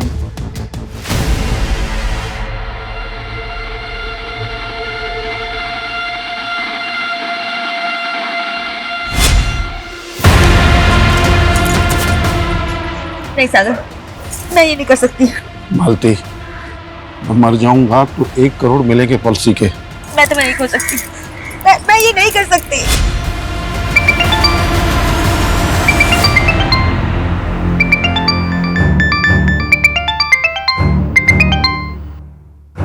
अरे क्यों मुझे फेस करने से डर रही है मालती? देख, एक मैं ही हूँ जो तेरे बेटे के इलाज के लिए ना पैसों का बंदोबस्त कर सकता हूँ। औने पौने दाम में हमारा घर बिकवा के हमारी मजबूरी का फायदा उठाना चाहते हो तुम? अरे घर बेचने की क्या जरूरत है? कितने चाहिए?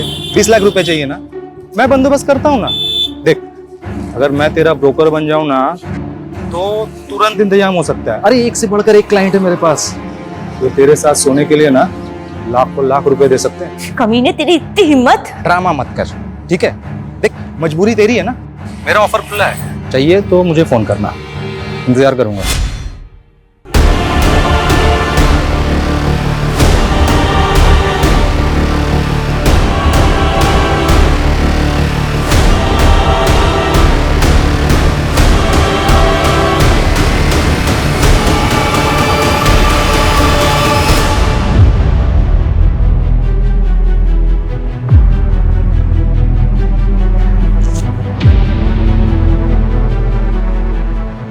सागर, आपको परेशान होने की जरूरत नहीं है। पीयूष के इलाज के लिए पैसों का इंतजाम हो जाएगा। पैसों का इंतजाम हो गया है मालती, अगले हफ्ते तक पैसे आ जाएंगे। कहाँ से? अभी घर तो बिक नहीं रहा था तो 50 लाख में फैक्ट्री बेच दी मैंने। लीना का पति हरीश, वरुण, देव, अजमल, सुनील, पुरुषोत्तम और सोनू, ये सभी के सभी प्राइम सस्पेक्ट्स हैं। इनमें से कोई भी लीना का कातिल हो सकता है। मुझे इन सभी की बारीक से बारीक डिटेल्स चाहिए। सर,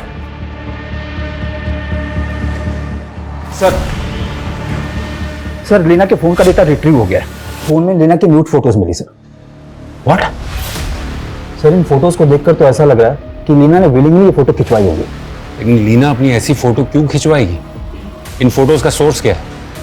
और ये फोटोज लीना के फोन से ही खींची गई थी या? ये सभी डाउनलोडेड फोटोज हैं सर, जो लीना की फोन गैलरी में मिली। लीना का मेल बॉक्स, मैसेजेस और सोशल मीडिया अकाउंट सब चेक करना होगा। मैं साइबर सेल से कांटेक्ट करता हूँ। शायद लीना को कोई ब्लैकमेल कर रहा हो। शायद लीना के मर्डर की वजह ये फोटोज ही हो।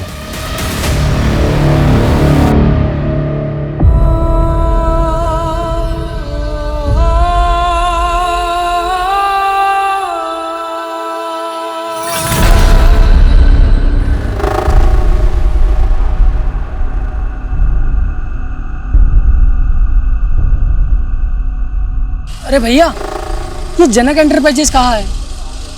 आपकी दुकान का लैंडमार्क है इसमें। हाँ यही है। इंटरव्यू के लिए आए हो? हाँ। जाओ देखो उधर बेंच पड़ी है, बैठो, हम आते हैं।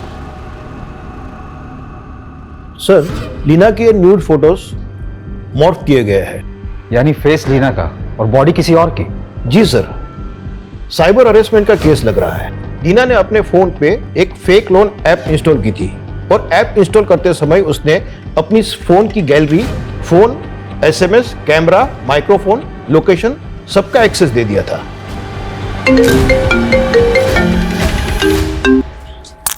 बोलो ना, अगर दोबारा कॉल किया तो। हेलो मैम, एलएनसी फाइनेंस से रोहन बात कर रहा हूँ। हाँ बोलो।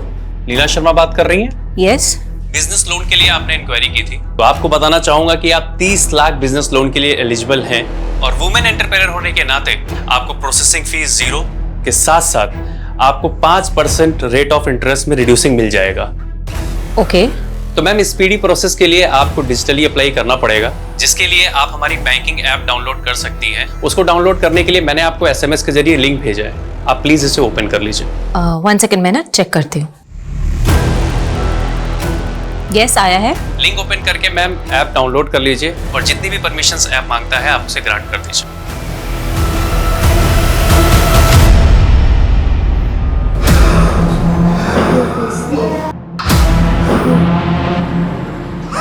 सागर, क्या हुआ आपको? आइए बैठते हैं वहां पे। सागर, सागर, सागर क्या हुआ? सागर।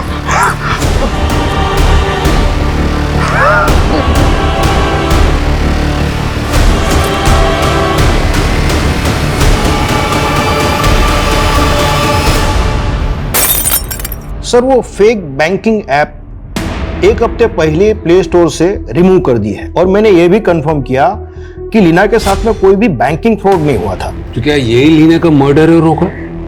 उस रात तो लीना साई नगर में किसी को मिलने गई थी। सर हत्या वाले दिन लीना के फोन पर 2 टेलीकॉलर्स के कॉल आए थे। पहले ऐसा लगा नहीं था कि इस केस में फेक बैंकिंग ऐप का भी रोल होगा। सर मैंने वो चेक किया था, वो जेन्युइन टेलीकॉल्स मेलवेयर रूट से मल्टीपल सर्वर जंप्स करके की गई थी। क्या इस कॉलर को ट्रेस किया जा सकता है? ऑलमोस्ट इम्पॉसिबल सर, लेकिन हाँ इस फेक ऐप की वजह से कई लोगों के साथ में फ्रॉड हुआ है। रिसेंटली सागर अवस्थी नाम का एक आदमी भी इस फ्रॉड का शिकार हुआ है।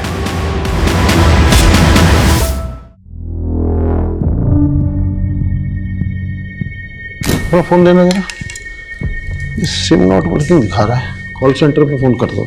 सर हमारे रिकॉर्ड में साफ लिखा है आपका नंबर किसी और सिम में एक्टिवेटेड है। नहीं, मैंने अपना सिम चेंज ही नहीं किया। सर आपने आपका सिम डीएक्टिवेट करने के लिए केवाईसी डॉक्यूमेंट भी सबमिट किया था। नहीं, ऐसा कुछ नहीं किया मैंने। सर आपने अपना केवाईसी डॉक्यूमेंट रिसेंटली कहीं सबमिट किया था?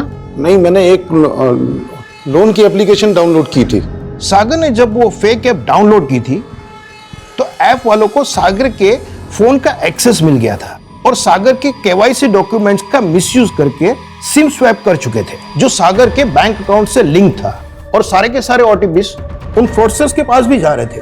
तो क्या इन लोगों ने सागर का अकाउंट भी साफ कर दिया? सागर ने अपनी फैक्ट्री सेल की थी, 50 लाख से ज्यादा का फंड उसके अकाउंट में मौजूद था और इन फ्रॉडस्टर्स ने 15 मिनट के अंदर वो सारा का सारा पैसा अपने बैंक अकाउंट में ट्रांसफर कर दिया और कई सारे ई वॉलेट्स के अकाउंट्स में भी ट्रांसफर किए। जब सागर को इस बात का पता चला तो उसको दिल का दौरा पड़ गया और उसकी मौत हो गई। सागर क्या हुआ? सागर क्या हुआ तुम्हें?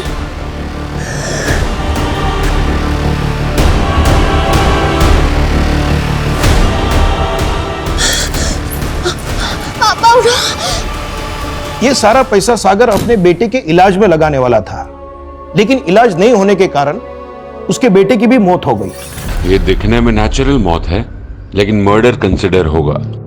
वो सारे दूसरे अकाउंट्स और ई वॉलेट्स किसके थे? इसमें सागर का सारा पैसा ट्रांसफर किया गया। सर बहुत सारे फेक आईडीज थे इंडिया के अलग अलग शहरों से। ये देखिए सर,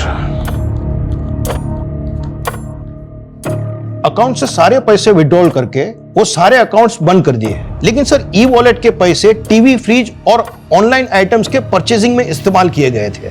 इसमें से एक ई वॉलेट तो भोपाल का ही है, कीर्तन सिंह, लेकिन ये अनट्रेसेबल है।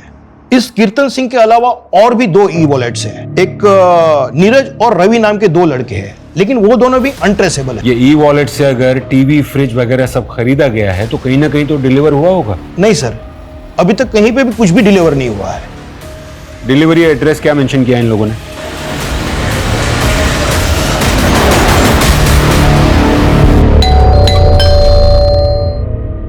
सर तुम ऊपर चेक करो, तुम अंदर देखो। अरे सर बात क्या है सर? ये सब क्या हो रहा है सर? रवि, कीर्तन और नीरज कहाँ हैं? उन लोगों ने ऑनलाइन ऑर्डर मंगवाया ना? Online order? अरे नहीं सर। और ये रवि, नीरज, कीर्तन, ये कौन है सर? मैं नहीं जानता इनको। हम उन पर भरोसा नहीं कर सकते हैं, वो शायद जानते होंगे उन फ्रॉडस्टर्स को। सर उन लोग ने अपने ऑनलाइन ऑर्डर कैंसिल कर दिए। क्या? हाँ सर, और उन लोग ने कैंसिल ऑर्डर का रिफंड मनी अपने ई वॉलेट अकाउंट में ट्रांसफर नहीं किया सर। तो सर उन लोग ने अपने ऑनलाइन पोर्टल के यूजर आईडी से एक टेम्पररी ई वॉलेट अकाउंट में ट्रांसफर किया और वहां से उन लोग ने दूसरे ई वॉलेट अकाउंट में ट्रांसफर कर दिया। ये तो ई वॉलेट की लंबी चेन बनाकर रखी है इन लोगों ने। इसका मतलब है वो डिलीवरी एड्रेस भी रैंडम होगा, क्योंकि ये लोग प्रोडक्ट खरीदना नहीं चाहते, ये लोग ऑर्डर कैंसिल करके वो रिफंड रोटेट करना चाहते हैं। हाँ सर, ये लोग पैसा इधर उधर घुमाने के लिए ऐसे ही हथकंडे अपनाते हैं। ये ई वॉलेट अकाउंट्स तो वो लोग फोन से ही ऑपरेट करते होंगे, उन फोन्स के IMEI नंबर्स तो ट्रेस कर सकते हैं। हाँ सर, हमने कई सारे IMEI नंबर ट्रेस पे डाले हुए हैं, लेकिन अभी तक कोई भी नंबर ट्रेस नहीं हुआ है। ये नंबर तभी ट्रेस हो सकता है जब ये लोग अपने फोन में नया सिम डालने की गलती करेंगे।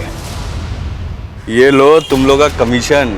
अब एक नए नंबर से बैंक अकाउंट खोलो, इस बार मोटा पैसा आएगा। ठीक है भाई।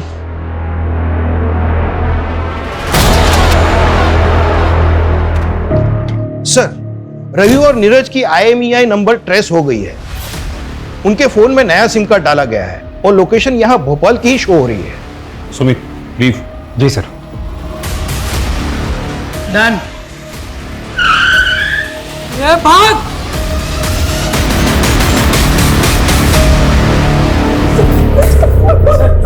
चला, मोबाइल दो, मोबाइल दो। अभी फटाफट उगलने लगो, चलो। हमको काम कीर्तन ने दिया था, जितना भी पैसा आता था वो 5% हमको देता था उसमें से। कीर्तन कहाँ है? मालूम नहीं साहब। सर, इनके फोन में एक बैंकिंग ऐप है। इस बार इन लोग ने डिजिटल बैंक अकाउंट खोला है। हाँ, वो आज पैसे आने वाले थे ना।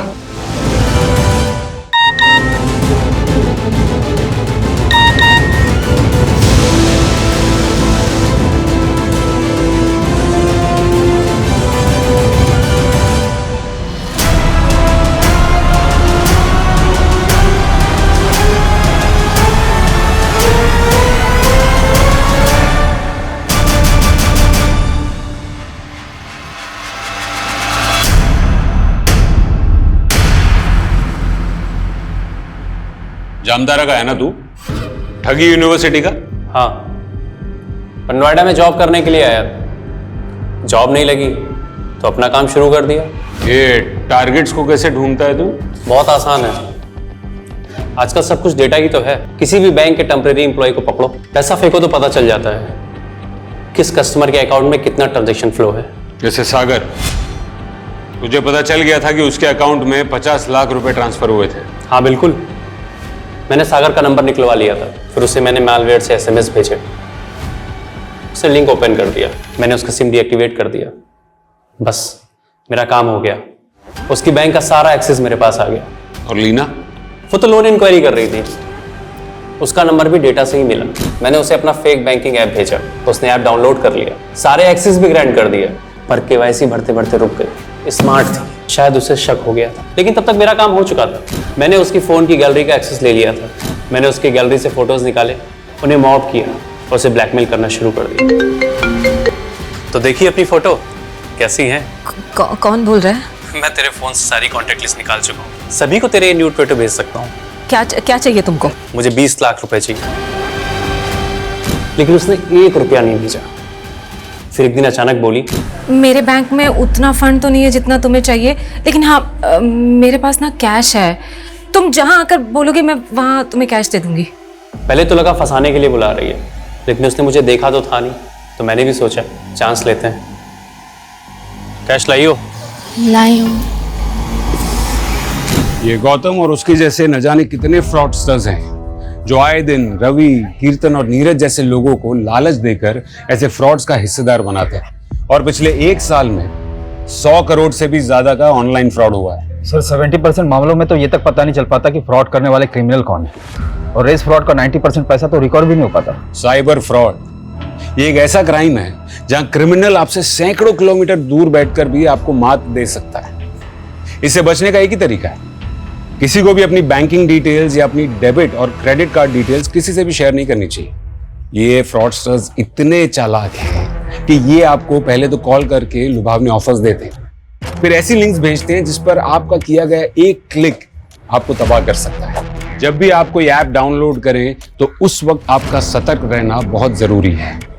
जब आप उस ऐप में आपके कॉन्टैक्ट्स, फोन कैमरा और लोकेशन की परमिशन ग्रांट करते हैं तो उन फ्रॉडस्टर्स को आपके फोन का एक्सेस मिल जाता है, और फिर वो आपके फोन से आपकी बैंक की कॉन्फिडेंशियल डिटेल्स और आपकी फोन गैलरी से डेटा चुरा कर उसका मिसयूज भी कर सकते हैं।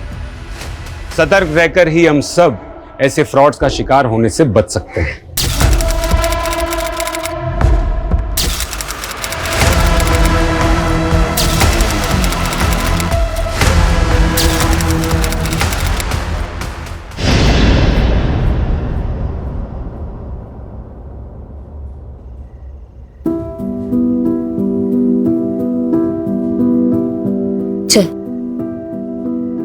शादी कर लेते हैं, मैं हमेशा हमेशा के लिए तुम्हारी बन के रहना चाहती।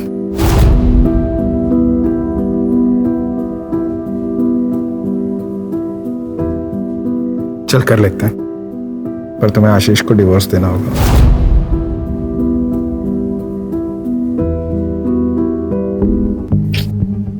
वो डिवोर्स के लिए कभी नहीं मानेगा।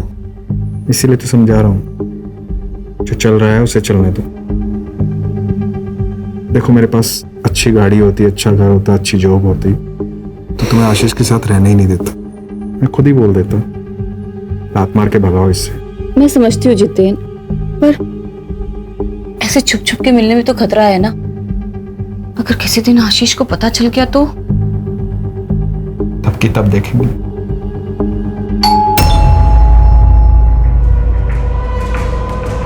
हे भगवान, वो आज इतनी जल्दी कैसे आ गए? तुम चुप हो जल्दी से।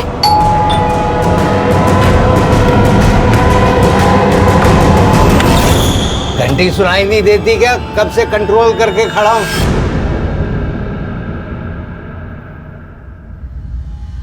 यहाँ टंकी फुल है मेरी, अभी खोलती नहीं तो यहीं टंकी खाली कर देता।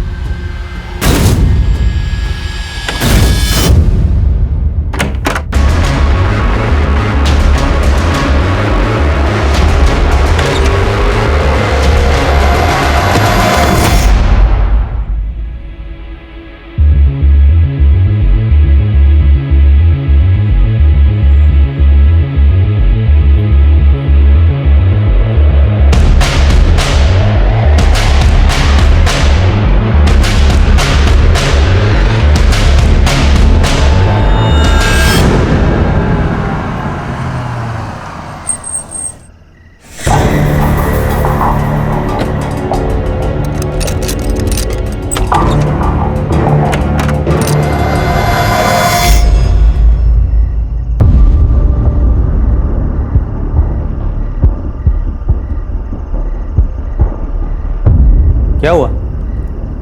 सब लोग ऐसे क्यों देख रहे हैं? मैं कोई चोर हूं क्या? हम कब से तुम्हारा इंतजार कर रहे हैं। 2 साल हो गए तुम्हें जॉब छोड़े हुए, अब तक तूने दूसरी जॉब भी नहीं पकड़ी।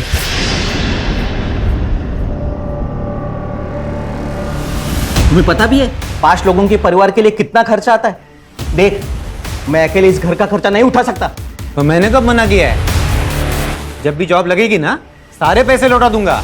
जैसे आवारों की तरह घूमने से जॉब नहीं मिलती, उसके लिए हाथ पैर मारने पड़ते हैं। दिन भर है ना काम के लिए बाहर घूमता हूँ। अगर इतना लग रहा है ना तो तुम्हारे कमाई का एक निवाला नहीं खाऊंगा कल से। मुझे पता है जॉब कैसे ढूंढी जाती है, ज्यादा भाषण देने की जरूरत नहीं है। देख अक्षय, तू कल से घर में पैसे देना शुरू कर दे, नहीं तो चला जाए यहाँ से। चला जाऊं? ऐसे कैसे चला जाऊं? ये घर है ना हम दोनों के नाम पे है, मैं नहीं जाने वाला। आपको पता भी है इस घर में जीना मेरे लिए कितना मुश्किल हो गया है।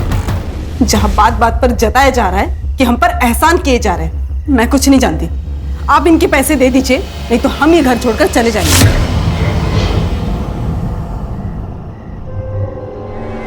कोई कहीं नहीं जा रहा है। मेरे बेटे मेरे साथ एक ही छत के नीचे रहेंगे। हाँ तो पूछिए नहीं इससे, जॉब नहीं करता तो दिन भर कहाँ घूमता रहता है? दिन भर जहां भी रहता हूं ना, आपके लिए अच्छा ही है ना। मेरे हिस्से का 2 वक्त का खाने का पैसा बच जाता है। कैसी बात कर रहे हैं देवर जी? अनुराग ने कब आपको घर में खाना खाने के लिए मना किया?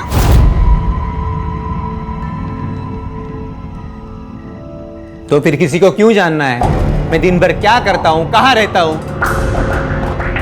पापा आप ना हमें हमारा हिस्सा दे दीजिए। बस, दोबारा मुझे ये बात नहीं सुननी।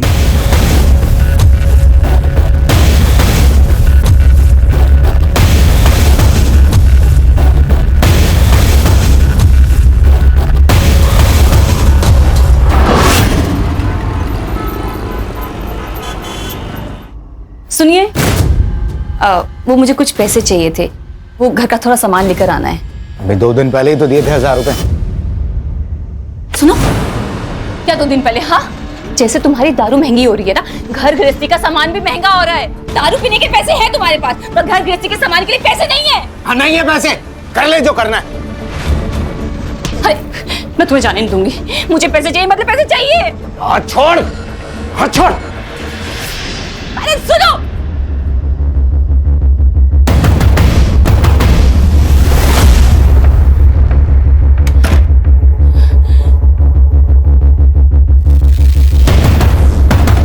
हाँ वो अभी घर से बाहर निकला है। ठीक है।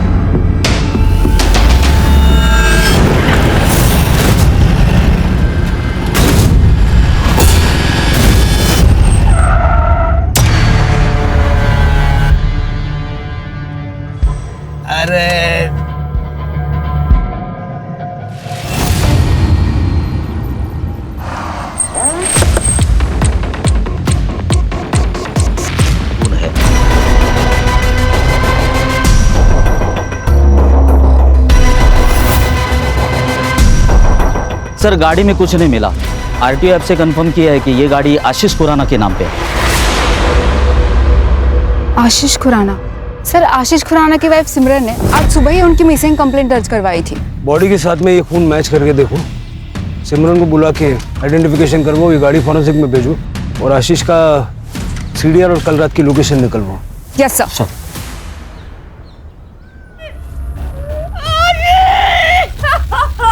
तृप्ति,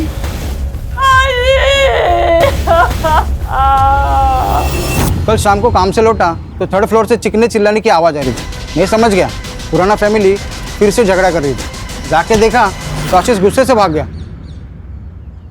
सर इन दोनों का तो लगा ही रहता है। आशीष शराब पी के आता है और फिर दोनों मियाँ बीवी में झगड़ा होता है। लेकिन कमाल की बात तो ये है सर कि कभी दूसरे आदमी के साथ झगड़ा हुआ ही नहीं। कौन दूसरा आदमी? सर एक आदमी है, जब आशीष घर पे नहीं होता है ना तब वो घर पर आता है। मैं उसे जानती नहीं हूँ, लेकिन हाँ मैं उसे देखूंगी तो जरूर पहचान जाऊंगी।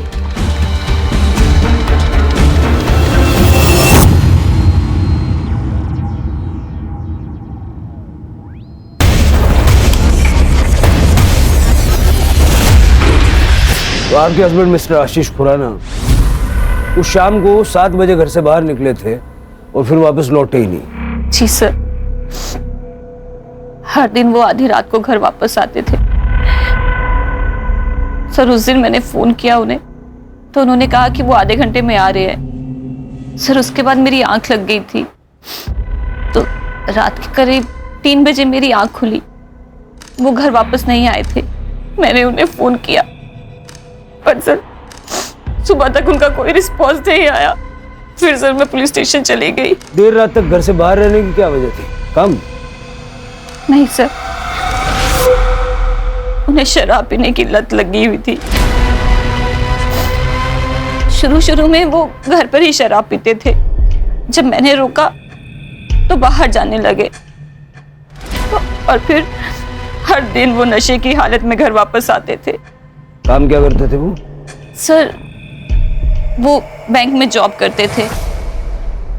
2 साल से उनके पास कोई जॉब नहीं थी तो हमने पड़ोसियों से सुना है कि जब आशीष घर पर नहीं होते थे तो अक्सर आपको एक व्यक्ति मिलने के लिए आया करता था। कहीं ऐसा तो नहीं कि उस व्यक्ति के साथ मिलके आपने आशीष को? व्यक्ति? सर ये आप ये क्या कह रहे हैं?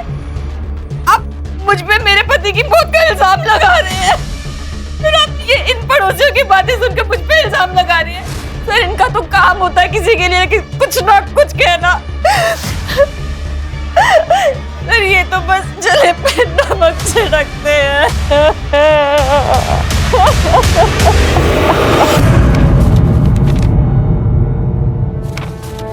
क्या इस आदमी को जानते हो? हाँ मैडम, यह आदमी तो कल रात को यहाँ पर बैठ के दारू पी रहा था। करीब 11:15 बजे ना वो यहाँ से निकल गया। अब अकेला था या इनके साथ कोई और भी था?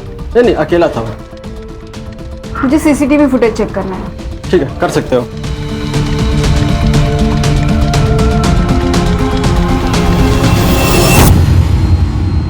सर हमने बार का सीसीटीवी फुटेज चेक किया और जैसे मैनेजर ने हमें बताया वैसे ही आशीष बार में अकेला ही ड्रिंक कर रहा था और 11:45 को आशीष बार से अकेला ही निकला और आशीष के लोकेशन डिटेल के अनुसार वो नॉन स्टॉप ट्रैवल कर रहा था वहां तक जहां पर हमें उसकी बॉडी मिली, जो कि एक सुनसान जगह है। आशीष अकेला गाड़ी चला रहा था, इसका मतलब किसी ने रास्ते में उसे रोका और उस पर हमला किया। ये 12 तारीख की रात का मालजीपाड़ा का डंप डेटा निकलवाओ। Yes sir. Sir PM report और फॉरेंसिक रिपोर्ट आ गई है। सर रिपोर्ट के हिसाब से उसकी मौत 12 तारीख की रात 12 से 13 तारीख की सुबह 3 बजे के बीच में हुई। मल्टीपल स्टैबिंग और एक्सेसिव ब्लड लॉस और सर उसके लंग्स में धुएं के ट्रेसेस नहीं मिले, मतलब कि उसे मारने के बाद जलाया गया। और सर फॉरेंसिक में कुछ खास नहीं है, उसकी कार में उसके अलावा किसी के फिंगरप्रिंट नहीं है।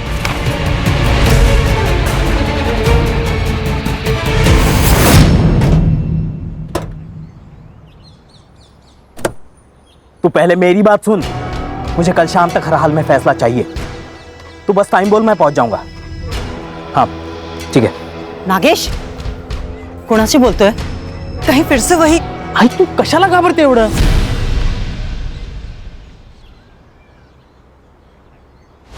अरे दे, मैं सब पिक कर दूंगा। चल ठीक है, बाय।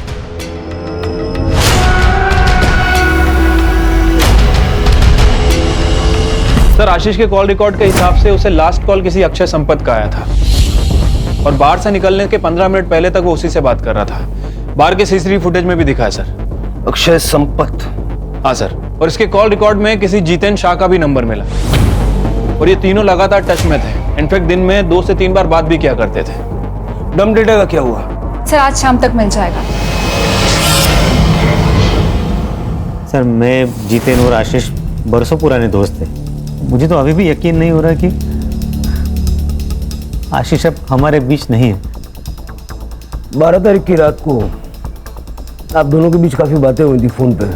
क्या बात हुई थी? सर जनरली ऐसे ही फोन किया था, इधर उधर की बातें की और रख दिया। उस वक्त तुम कहाँ थे? मैं घर पे ही था।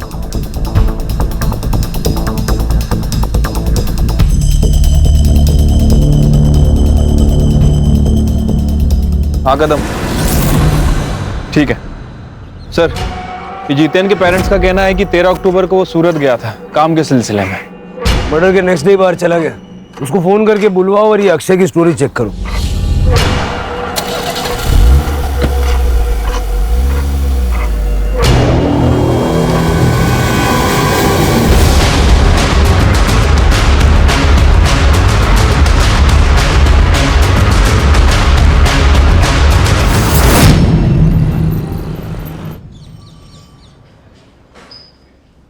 झूठ क्यों बोला? जिस वक्त आशीष बाहर से बाहर निकला उसी वक्त तू भी अपने घर से बाहर निकला और फिर रात को 1:30 बजे तक तुम्हारा फोन स्विच ऑफ था। वो क्या है सर, मैं रात को अक्सर बाहर जाया करता हूँ। वो क्या है ना, मुझे पान खाए बगैर नींद नहीं आती। और रही बात मोबाइल की, तो मेरी मोबाइल की बैटरी डाउन हो गई थी सर, इसलिए स्विच ऑफ हो गया था। लेकिन मैं जैसे ही घर लौटा मैंने चार्जिंग पे लगाया और सो गया। कितने घंटे तक बाहर था? यही कोई लगभग 1 आध घंटा। पान वाले के वहाँ बहुत भीड़ थी क्या? 1 घंटा लग गया? नहीं सर, वो क्या है, मैं पान खाने के बाद ड्राइव पे जाता हूँ। वो ट्रैफिक कम रहती है ना रात को। कौन से पान वाले के वहाँ गया था? चौरासी पान वाला सर। अक्षय साहब वो तो हमेशा आते रहते साहब। उस रात को भी करीब 12 बजे आए थे। तुम्हें इतना यकीन कैसा है? उस रात उन्होंने मुझे 2000 रुपए का नोट दिया था। मेरे पास भी छुट्टा नहीं था, उन्होंने मेरे पे भरोसा कर लिया। वो बोले मैं रोज आते रहता हूँ, बाद में पैसे लेके जाऊंगा। ठीक है, थैंक यू। हाँ, अक्षय तो दिन रात घर से बाहर ही रहता है। घर में तो बस खाना खाने आता है। पता नहीं कौन से बिजनेस की प्लानिंग कर रहे हैं। हमारी तो छोड़िए, उसकी खुद की पत्नी भी परेशान रहती है। मतलब दिन भर वो काम की वजह से घर पे नहीं होता है। सालों से उसे पान खाने की आदत है, तो रात को 1-2 घंटे के लिए वो बाहर चला जाता है। सर पूरे घर का माहौल खराब करके रखा इसने। इसकी इन आदतों की वजह से हमने पूछना भी बंद कर दिया है। आप तो अक्षय की पत्नी है, आपको तो पता होगा ना कहाँ कितना वक्त गुजारते हैं आपके पति। सर मैं ज्यादा कुछ पूछती नहीं हूँ उन्हें। जब तक वो आता है मैं सो जाती हूँ, इसलिए हम दरवाजे को लॉक भी नहीं करते, ताकि उन्हें जब भी आना हो रात को वो आ जाते हैं। अगर अक्षय ने आशीष को नहीं मारा है तो फिर कौन हो सकता है? ये जितेन का है? सर कल आ रहा है। सर डीएनए रिपोर्ट आ गई है, वो बॉडी आशीष की है और मैंने उसका बैकग्राउंड भी चेक किया। उसे शराब पीने की लत थी, इसके अलावा सब कुछ नॉर्मल है। कदम, ये जितेन के घर के बाहर नजर रखने के लिए कांबड़े को भेजो। जैसे वो घर पे पहुंचेगा उसको सीधा पुलिस स्टेशन लेके आओ। Okay sir. आशीष की वाइफ सिमरन, उसका क्या हुआ? सर उसकी सीडीआर चेक की, एक नंबर मिला है जिससे वो लगातार बात करती है। इंक्वायरी की तो पता चला कि उसकी बहन रश्मिका भल्ला का है। नॉर्मल बात है सर, लेकिन हर दिन घंटों घंटों बातें करना और एक ही दिन में 2-3 बार बात करना, ये थोड़ा अजीब नहीं लगता है? रश्मिका और सिमरन दोनों के सीडीआर और लोकेशंस निकलवाओ। सर, और इसके पास और एक जली हुई बॉडी मिली है।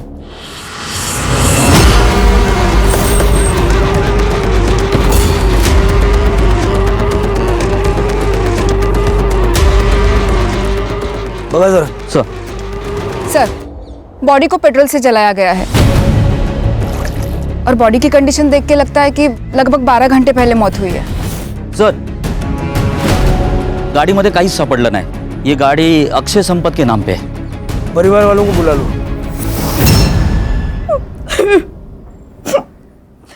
बहुत कोसते थे सर ये लोग हमें। उनकी नौकरी क्या चली गई, हमारी हालत तो भिखारी जैसे हो गई थी। इसीलिए अक्षय ने इनसे हिस्से की बात की थी। सर मैं अपनी फैमिली को टूटने नहीं देना चाहता था, इसलिए मैंने उसे हिस्सा देने से मना कर दिया था। सर ऐसा कौन सा बाप है जो अपने बेटे की बुरी आदतों की वजह से उसे ना डांटे। 2 साल हो गए सर और जॉब ना मिले, कैसे हो सकता है सर? मेरा बेटा कामचोर हो गया था, इसलिए मैं उसे सही रास्ता दिखाना चाहता था। तो घर तुम्हारी इनकम से चल रहा था तो घर में भी तुम्हारी चलती होगी। बिल्कुल नहीं सर, भाई था वो मेरा। और सर कभी कभी समझाने के लिए सख्त रवैया अपनाना पड़ता है, और वैसे हम लोग सब प्यार से ही समझा रहे थे उसको सर।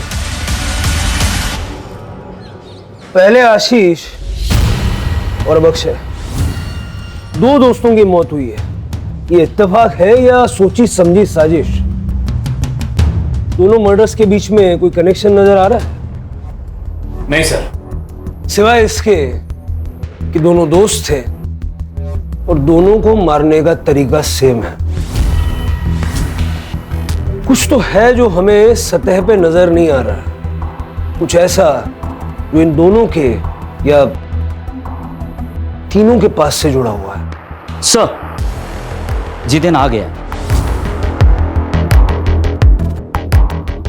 क्या?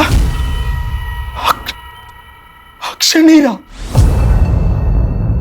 उसका मर्डर हुआ है उसी तरह जैसे आशीष का हुआ। जब ये सब हुआ तुम कहां थे? सर डायमंड के बिजनेस में हाथ आजमाना चाहता था। सूरत गया था अपने कजिन के पास, उसका डायमंड पॉलिशिंग का काम है। तुम्हारे अक्षय और आशीष के बीच में रिश्ते कैसे थे? तीनों गहरे दोस्त थे सर, एक दूसरे के बहुत करीब। लेकिन अब तो मैं अकेला।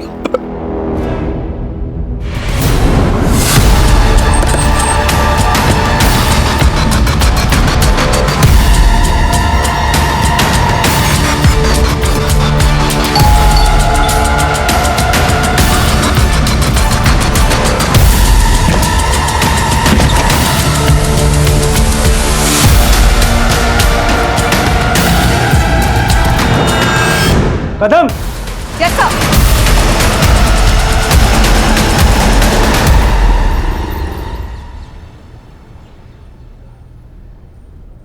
तुम्हारे साथ क्या हुआ था? किसने तुम्हारे साथ ऐसा किया? अक्षय संपत ने किया। अक्षय संपत? मैम मैं फंस चुकी हूँ, प्लीज मदद कीजिए। क्या यही है वो आदमी?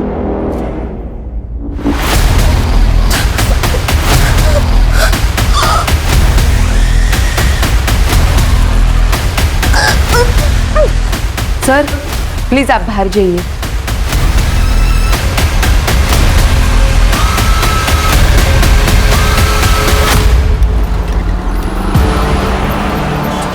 पंद्रह अक्टूबर की सुबह हमें अक्षय की बॉडी मिली और पोस्टमार्टम के हिसाब से अक्षय की मौत को 12 घंटे बीत चुके थे, यानी 14 अक्टूबर की रात को ही अक्षय की मौत हो गई थी। तो वो 15 की सुबह प्रियंका का रेप कैसे कर सकता है?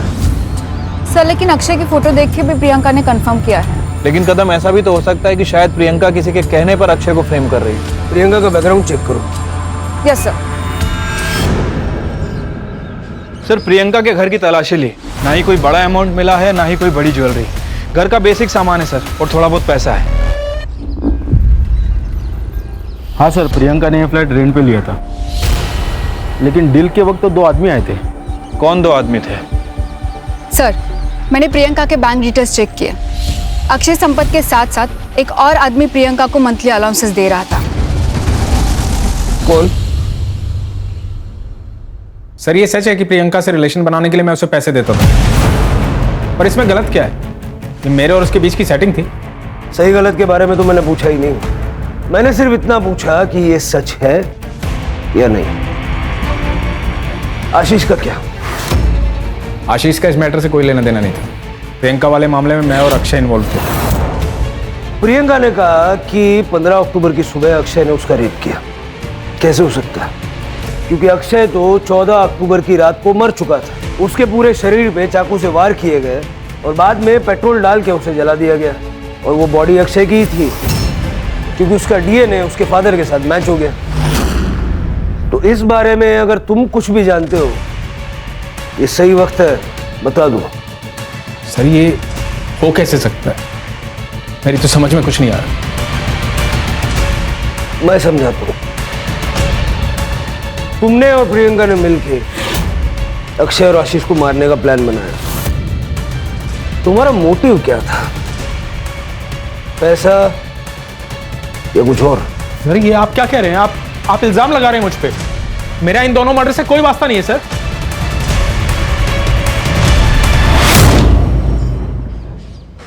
सिर्फ आशीष, जितेन और अक्षय हैं। इन तीनों की दोस्ती के अलावा एक और कनेक्शन है इन तीनों से रिलेटेड। सर 3 साल पहले इन तीनों को एक बड़े स्कैम के चक्कर में पकड़ा था, लेकिन सबूत ना होने की वजह से इन्हें छोड़ दिया गया। मैंने उस केस के इन्वेस्टिगेशन ऑफिसर नचिकेत परब को बुलाया है। सर मैंने आशीष और अक्षय के मर्डर के बारे में पढ़ा। 3 साल पहले आशीष, अक्षय और जितेन, इन तीनों ने मिलकर मुंबई के बैंक में फ्रॉड किया था, जिसकी इन्वेस्टिगेशन मैं कर रहा था। क्या किया था? सर दरअसल आशीष, अक्षय और जितेन तीनों लोन डिपार्टमेंट में काम करते थे। 3 साल पहले गवर्नमेंट ने गरीब लोगों के लिए एक स्कीम लाई थी, जिससे वो गरीब लोगों को 50,000 रुपये का लोन दे रही थी। 500 लोगों ने लोन के लिए अप्लाई किया था और उन सबके लोन इन तीनों ने पास किए थे।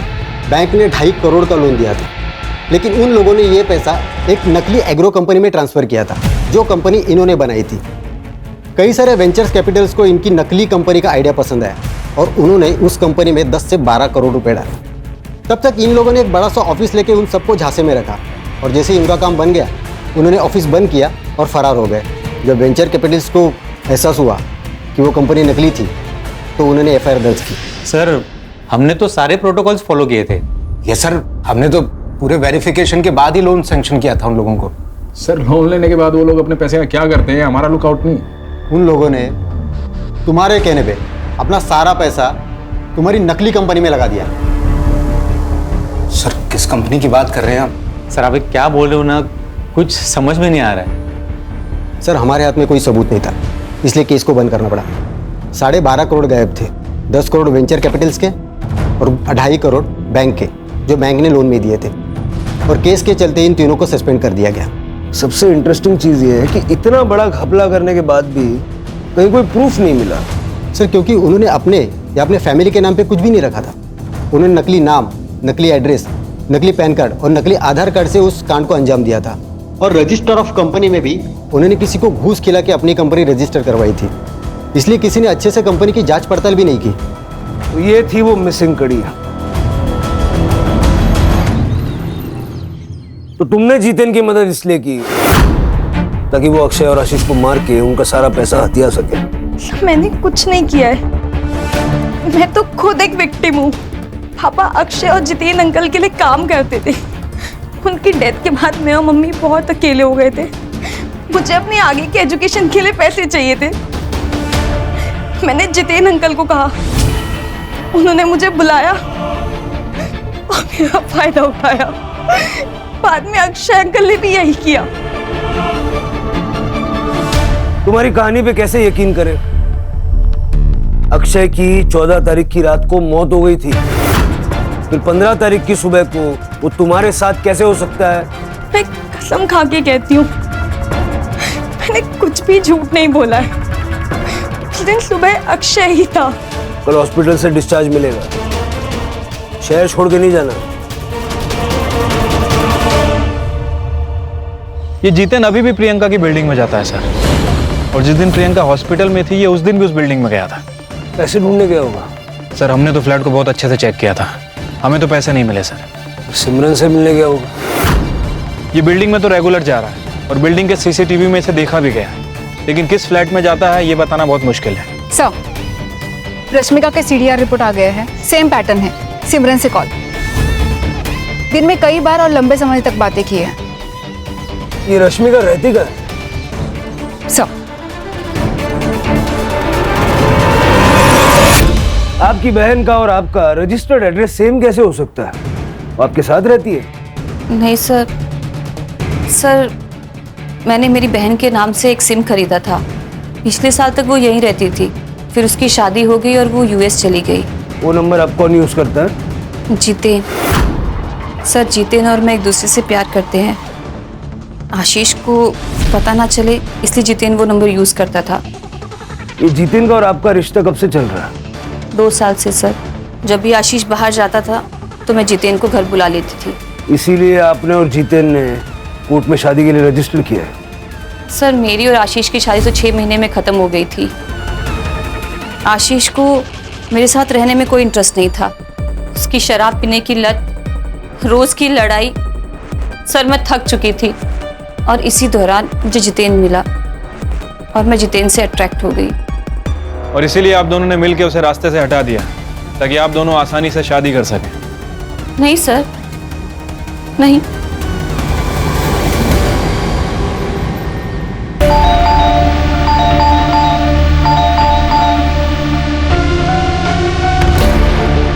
सचिन, अच्छा हुआ तुम आ गई। देखो ना, बहुत स्मेल आ रही है, गेट भी नहीं खोल रहा है।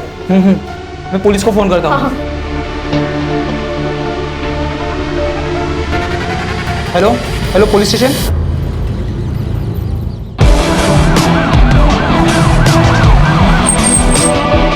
अरे चला बाजू लगा, बाजू लगा पटकर। सर, ये मकान मालिक है, इन्होंने फ़ोन करके मुझे बुलाया था। दरवाजे के अंदर से बदबू आ रही थी सर। हम आपके आने का इंतजार कर रहे थे, इसलिए हमने दरवाज़ा नहीं खोला। एक चाबी होगी ना आपके पास? खोल दे।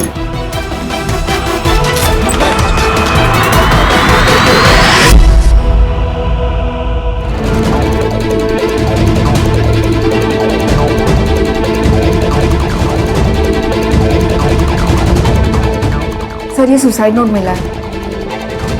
पुलिस को सब कुछ सच बताने की बात थी। पुलिस मुझे ही मर्डर्स का जिम्मेदार मान रही है। जब पुलिस ही गलत इल्जाम लगाएगी तो मैं किसके पास मदद के लिए गुहार लगाऊं? मैं पूरी तरह निराश हो चुकी हूँ। इसलिए मैं अपनी जिंदगी खत्म कर रही हूँ। सर, आशीष और अक्षय की मर्डर की इन्वेस्टिगेशन कहाँ तक पहुँची है? देखिए, इन्वेस्टिगेशन अभी चल रही है, अभी कुछ कह नहीं सकते। आप लोग कुछ कहते ही क्या है सर? 2 लोगों का मर्डर हो चुका है और दोनों के ऊपर 12 करोड़ की लूट का इल्जाम है। एक लड़की ने सुसाइड कर लिया। चाहे तो आप उसको बचा सकते थे अगर आप अपना काम ढंग से करते तो, लेकिन आप लोगों ने ऐसी कोई कोशिश नहीं की। जवाब दीजिए सर। मैम, अभी इन्वेस्टिगेशन चल रही है, जो भी अपडेट होगा हम आप लोगों को बता देंगे। प्लीज चलिए आप लोग। सर आइए। सर, आप रात को सुकून की नींद कैसे सो पाते हैं ये जानते हुए कि आपकी वजह से किसी की मौत हो गई है? क्या आपको बुरा नहीं लगता इस बात का? जवाब दीजिए सर, हम सब जानना चाहते हैं इस बारे में। आप लोग प्लीज चलिए। लेकिन सर, हमारे सवालों का क्या? मैडम आगे बात चला।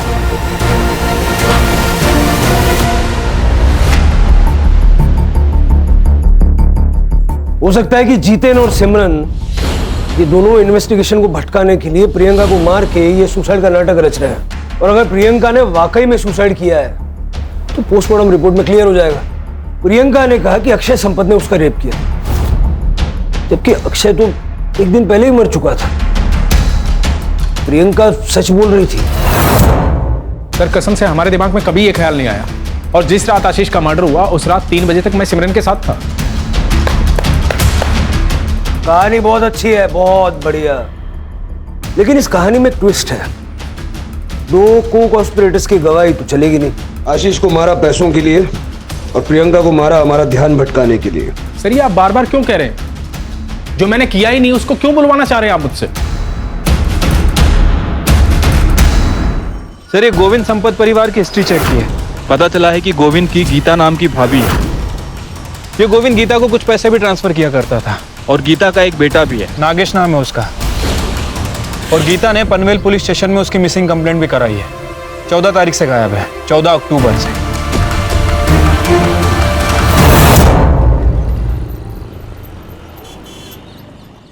नागेश की किसी के साथ कोई दुश्मनी वगैरह थी क्या? नहीं तो। 14 अक्टूबर को नागेश कहाँ गया था? उस दिन उसने शाम को मुझे फोन किया था और मुझसे कहा कि उसे आने में देरी होगी। मैंने उससे पूछा भी क्यों। उसने कहा था वो घर आके मुझे खुशखबरी देगा, लेकिन वो नहीं आया। कदम, नागेश की गाड़ी की डिटेल्स ले लो। यस। सर, नागेश के CDR रिपोर्ट के अकॉर्डिंग उसे 14 अक्टूबर की शाम को थाने के किसी PCO से फोन आया था। सर, जब मैंने उसकी लोकेशन डिटेल्स चेक की तो उसने पनवेल से लेकर ठाणे तक ट्रैवल किया है। और सर इंटरेस्टिंग बात तो ये है कि उसकी आखिरी लोकेशन वहां पर मिली है जहां पर हमें अक्षय की जली हुई बॉडी मिली। इसका मतलब ये है कि या तो अक्षय ने नागेश को मार दिया और ये दिखाया कि मर्डर अक्षय का हुआ है, और या तो फिर नागेश ने अक्षय को मार डाला और वहां से निकल गया। देखो, और नागेश का मोबाइल ट्रैक करो।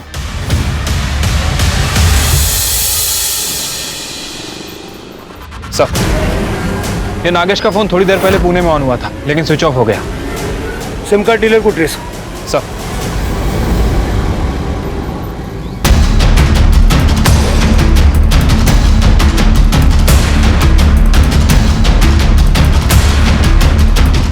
इनमें से कौन था? सर ये था।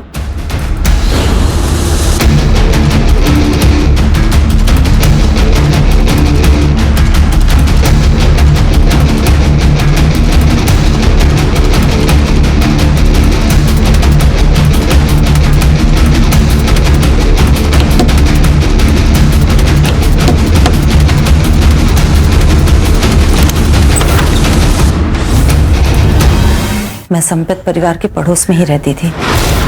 गोविंद शादीशुदा थे, फिर भी हमें एक दूसरे से प्यार हो गया और उसने मुझसे मंदिर में शादी कर ली। और जब मैं प्रेग्नेंट हुई तो उसने मुझे पनवेल वाले घर में शिफ्ट कर दिया ताकि हमारे रिश्ते के बारे में किसी को पता ना चले। लेकिन हाँ, गोविंद की पहली बीवी के बच्चों से उसकी कुछ लड़ाई चल रही थी। प्रॉपर्टी और पैसे के हिस्से को लेकर गोविंद नागेश को हिस्सा देना चाहता था, लेकिन अक्षय और अनुराग को मंजूर नहीं था, इसलिए कई बार उन लोगों में झगड़ा हुआ। तू पहले मेरी बात सुन, मुझे कल शाम तक हर हाल में फैसला चाहिए। तू बस टाइम बोल, मैं पहुंच जाऊंगा। और किसी से उसकी कोई लड़ाई नहीं थी।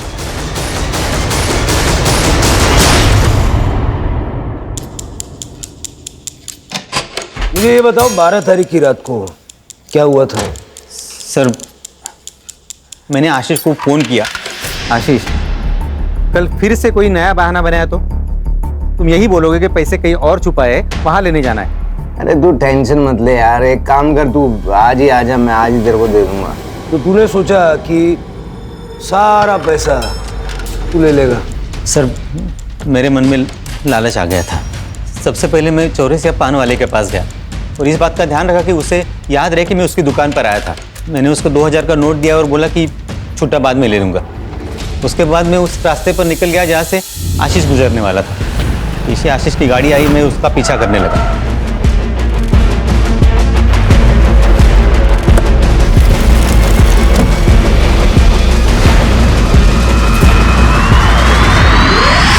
सर, बैंक के फ्रॉड से हमें 12.5 करोड़ रुपए मिले थे।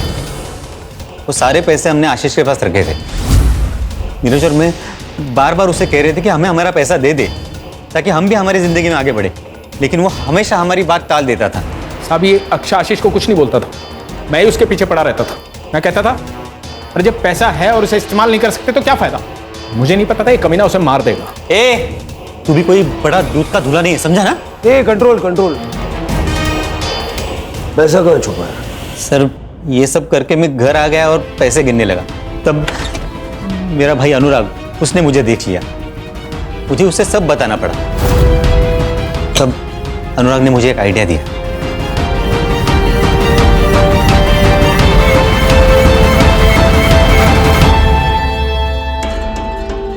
देखिए, आशीष के मर्डर केस में ना चांसेस है कि पुलिस तुझ पे शक करे, क्योंकि उसे लास्ट कॉल तूने किया है।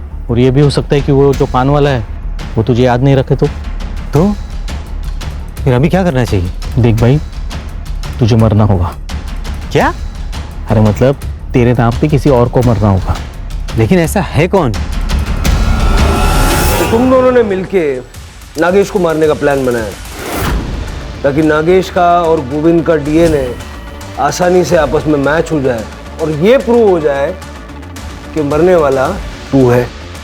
सर, नागेश ने पहले से ही प्रॉपर्टी के हिस्से को लेकर हमारे नाक में दम कर रखा था, तो हमने सोचा कि एक ही तीर में दो शिकार हो जाएंगे।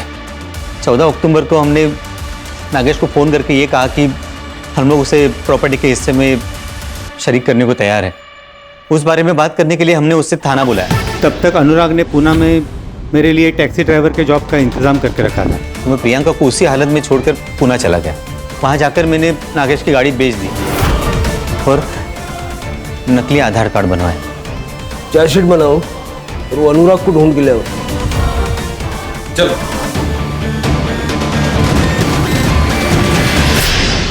इतने गरीबों को लूटा, बैंक को बेवकूफ बनाया, करोड़ों रुपयों का गबन किया, अंत में क्या मिला? पैसा जरूरी है, लेकिन अनैतिक रूप से कमाया हुआ पैसा क्या वाकई आपके काम आ सकता है? सर, जैसे आपने बताया था, मैंने प्रियंका के होम टाउन का एड्रेस निकाल के उसकी माँ को पानीपत में खबर पहुंचा दी है और उनको ये भी बताया है कि उनकी बेटी कॉल सेंटर में जॉब करती थी।